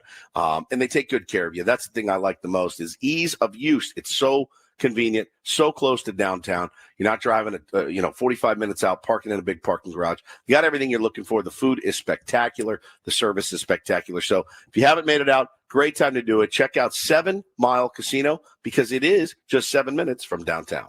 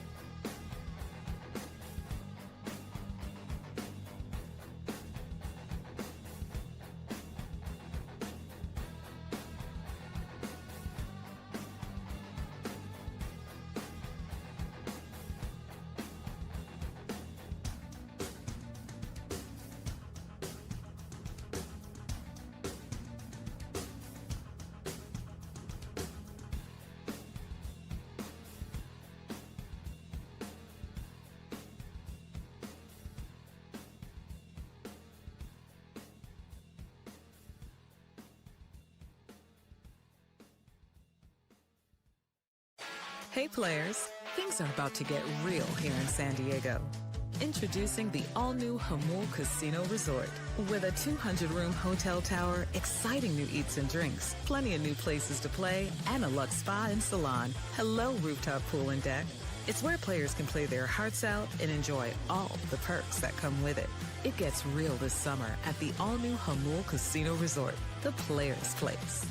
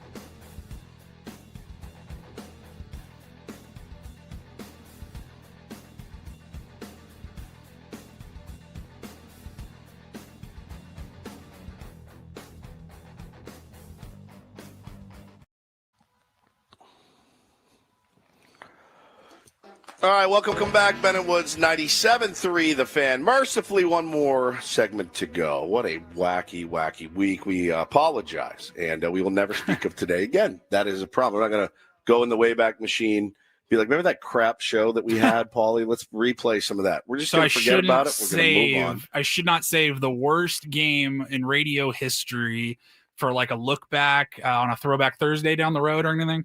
No, I'll save it. I just don't want to hear about it today. But yeah, I'd say save it. I bet in a year from now we'll do think it it's in a year. really funny when we hyped up this game. It's brand new. We're excited about it. We tried it out this morning. It was great. And then it was over in about 2 seconds. It really was a worst case scenario. It really, really was. And trying to throw a curveball by the tier ones did not work out for us this morning. Trying to kill a little clock. I hope you guys with have a all game. enjoyed watching us just squirm today. I'm pouring sweat right now. It's also because I'm not feeling well, and so I'm sweaty and I'm dehydrated. Beauty is when I get out of here, I can go literally get in. I'm going to crawl in bed and forget that ever happened. We'll come back tomorrow fresh and ready to go. Hopefully to talk about a Padres win. We do have a Reindl report. Let's get to that after our last check of traffic with the great Kelly Danick. From the 855 Get Ross Traffic Center, protecting San Diego after accidents or injury, here's Kelly Danick. Traffic is brought to you by Valvoline Instant Oil Change, your 15-minute drive through oil change. Still a couple of problems here, guys. One of them is this crash on northbound 5 at the East 54 connector ramp up ahead near Pershing. Another crash. This one involves a couple vehicles. It's over to the right shoulder. 8th Street on-ramp to northbound 805, a collision. Also, westbound 8, just past College, there is a collision involving a couple vehicles that is over to the right shoulder. Another crash just up ahead before Waring Road. This one is being moved over to the right shoulder. Before you hit the beach, the mountains, or even the 5 this Labor Day weekend, be road trip ready with Valvoline Instant Oil Change. No appointment needed. Stay in your car while they change your oil and check your tires, battery, and fluids. Coupons at SoCalOilChange.com. I'm Kelly Danick with Ben and Woods, San Diego's #1 sports station, 97.3 The Fan. And get things started here with our today's edition of the Reindl Report. Now tuned into the greatest. Welcome to the Reindl Report with Paul Reindl. Hi, Paul. All right. 2 stories from the world of sports that we haven't gotten to yet. We'll start off in Major League Baseball. And 1 story that you didn't know you needed. Are you laughing, biatch? It's the Reindl Report Hey, Paul, how you doing? Okay, how are you? on 97.3 The Fan. Are you ready to bless the mood? I need some help, please. That was good. Can I get a oh yeah? Oh yeah. All right. All right. All right. Sorry, I moved my camera. If you're watching on the YouTube feed, I moved it so that I could stand up and walk around for the last segment. That won't be Try to get a little distracting at all. energy. Yeah, that won't. Well, it was trained directly on my wiener when I was standing up, so I had to move it. So I don't want anybody looking at that. That's for one lady and one lady only. And boy, is she happy with me this morning. Holy cow. My littlest one had a little meltdown in front of the school, his first day of school. My other one's very ill. So it's going well. Things are going well in the Benham Woods family right now. Well, let's have some fun with some audio here. I think I can put audio. a smile on your face. Woodsy, it is August 19th, 2025. If I asked you, do you know what happened on this day? Would you have any answer for me? What's the date? August 19th, 2025. What happened? I'll even tell you 5 years ago today. I have no earthly idea. None whatsoever. We were provided with a moment in Major League Baseball that provided us with some pretty unbelievable audio. But what's more crazy is to look back now 5 years is to see how the legend of like this particular moment has evolved. It was 5 years ago today that the Royals and the Reds were playing in a Major League Baseball game, the shortened pandemic season, and Tom Brenneman was caught with a hot mic on the broadcast, and he said some pretty awful things, some homophobic slurs. It was really bad, and it went out to everybody. And God, I remember it. Yeah, it took a couple of I think it took like a couple of innings if I remember correctly, where he had to then make an apology. It was out there. It was circling on social media. Everybody heard it. And he had to issue a statement. The only problem for old Tom Brenneman was that, well, Cincinnati Reds, now Philadelphia Phillies outfielder Nick Castellanos was at the plate. I pride myself and think of myself as a man of faith, as there's a drive in a deep left field by Castellanos. It will be a home run. And so that'll make it a 4-0 ball game. I don't know if I'm going to be putting on this headset again. I don't know if it's going to be for the Reds. I don't know if it's going to be for my bosses at Fox. I want to apologize for the people who signed my paycheck, for the Reds, for Fox Sports Ohio, for the people I work with, for anybody that I've offended here tonight. Now, that was a moment. It brought some levity, I guess, to the whole situation. Everybody had fun with the Nick Castellanos home run. But the way that the legend of Nick Castellanos has evolved since then is kind of crazy to go back and look now with 5 years later. That is really, really, really something. Really, really something, man. Holy cow. He is the legend of the home run. And we did an Instagram feed where I listed out all the special moments that he's had, and it was crazy. And it got a lot of views. Like, it got a ton of views. It was bananas, and all the different things that Castellanos has homered whilst, a big major event is going on, and it's truly staggering. But that moment was nuts. Wild. Nuts. 5 years ago now today. So there's that. Now, Nick Castellanos was then moved from the Reds over to the Phillies, and that kind of leads us into our next story because it's has to do with Phillies broadcaster John Kruk, who is just one of the best analysts in the game of baseball. My opinion, he's smart and he's funny, and that's exactly what you want out of your color analyst during the games. And this clip was going around yesterday. He posed a question to his broadcast partner, and it kind of came out of nowhere. As far as I could tell, I couldn't see any context that got them talking about clocks. But here's what John Kruk asked, and I'm curious what you would have to say, Woodsy. The person who invented the clock. Yeah. Which one? The digital or the hand? The first clock ever. Yeah. How did that person know what time it was? There is that sundial they might have used. Is that accurate, though? No, I guess it's as accurate as it can be. So when you were contemplating the clock thing, did you come up with any answers yourself? No, I thought I'd ask you. I would think sundial. Sundial. Oh, my God. I think he just blew my mind. I also have a really hard time with time, Paulie. I do. I must have, since I got here, right, I'm 2 hours ahead. And when I was in Hawaii, I was 3 hours behind. The mental gymnastics that I had to do every day and that I have done here, I think about it all the time. I'm like, okay, 2 hours ahead of them. what, like, it is mess. I set my alarm for the wrong time the first day. Luckily, I'd wake up anyway. My mental alarm is pretty good. I have a hard time with time as well, and I think about it quite a bit. And I do think it's brilliant that there's just this arbitrary time that we're like, all right, sounds good to me. It's 12 noon. You know what I mean? It's like because somebody said it, or today is August 19th because, well, this is the wheel that's been set in motion. Then they get the leap year that throws you off every single year. It's crazy. And so John Kruk is a lot smarter. He plays like the oaf, the big dumb idiot. He's not. That's a really, really good question. And I kind loved of what he Don said. and Mud. Like, can you not see Mud asking that randomly and Don going, I would assume it was just the sundial there, Mudley? I would think it would be exactly, Mud would ask that question, and then he would go, I've got no idea, Mudley. You know what I mean? I really can. It's so good. Somebody, there's obviously science behind it.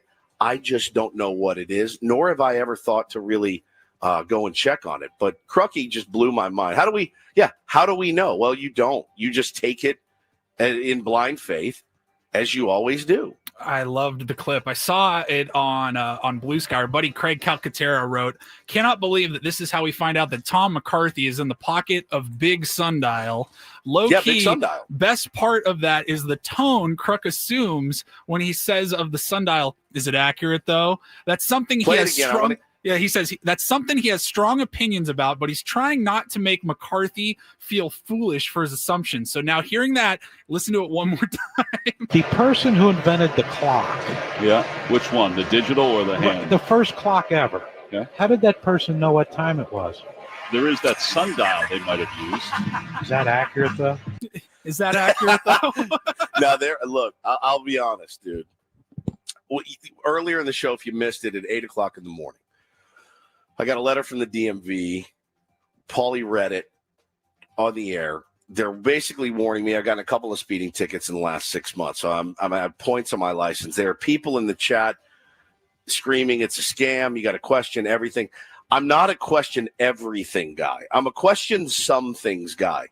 And I do find it a little bit like spinning your wheels sometimes to question every single thing that comes around. Now, I could do a better job at questioning things, certainly. But when I got that letter, I went, all right, looks like I'm in trouble. They're not asking me for my debit card or anything. It's probably real. Questioning, did he really know what time it was? That blows my mind because I think you can spin yourself into a tizzy, and I like the people that are always like, come on, man, you're such a rube. You got to question that stuff. I'm going to tell you right now, if it says 11:51 on my clock and my watch, I'm going with 11:51. And that's just one of those things I'm not going to question. Ever. Yeah, I agree. All right, and then we'll That's wrap it so up. Funny though. I got a story here that kind of has me thinking bigger picture. We're going too far with the subscription service model. Everything in the world nowadays feels like you have to subscribe to a monthly or bi-monthly or whatever.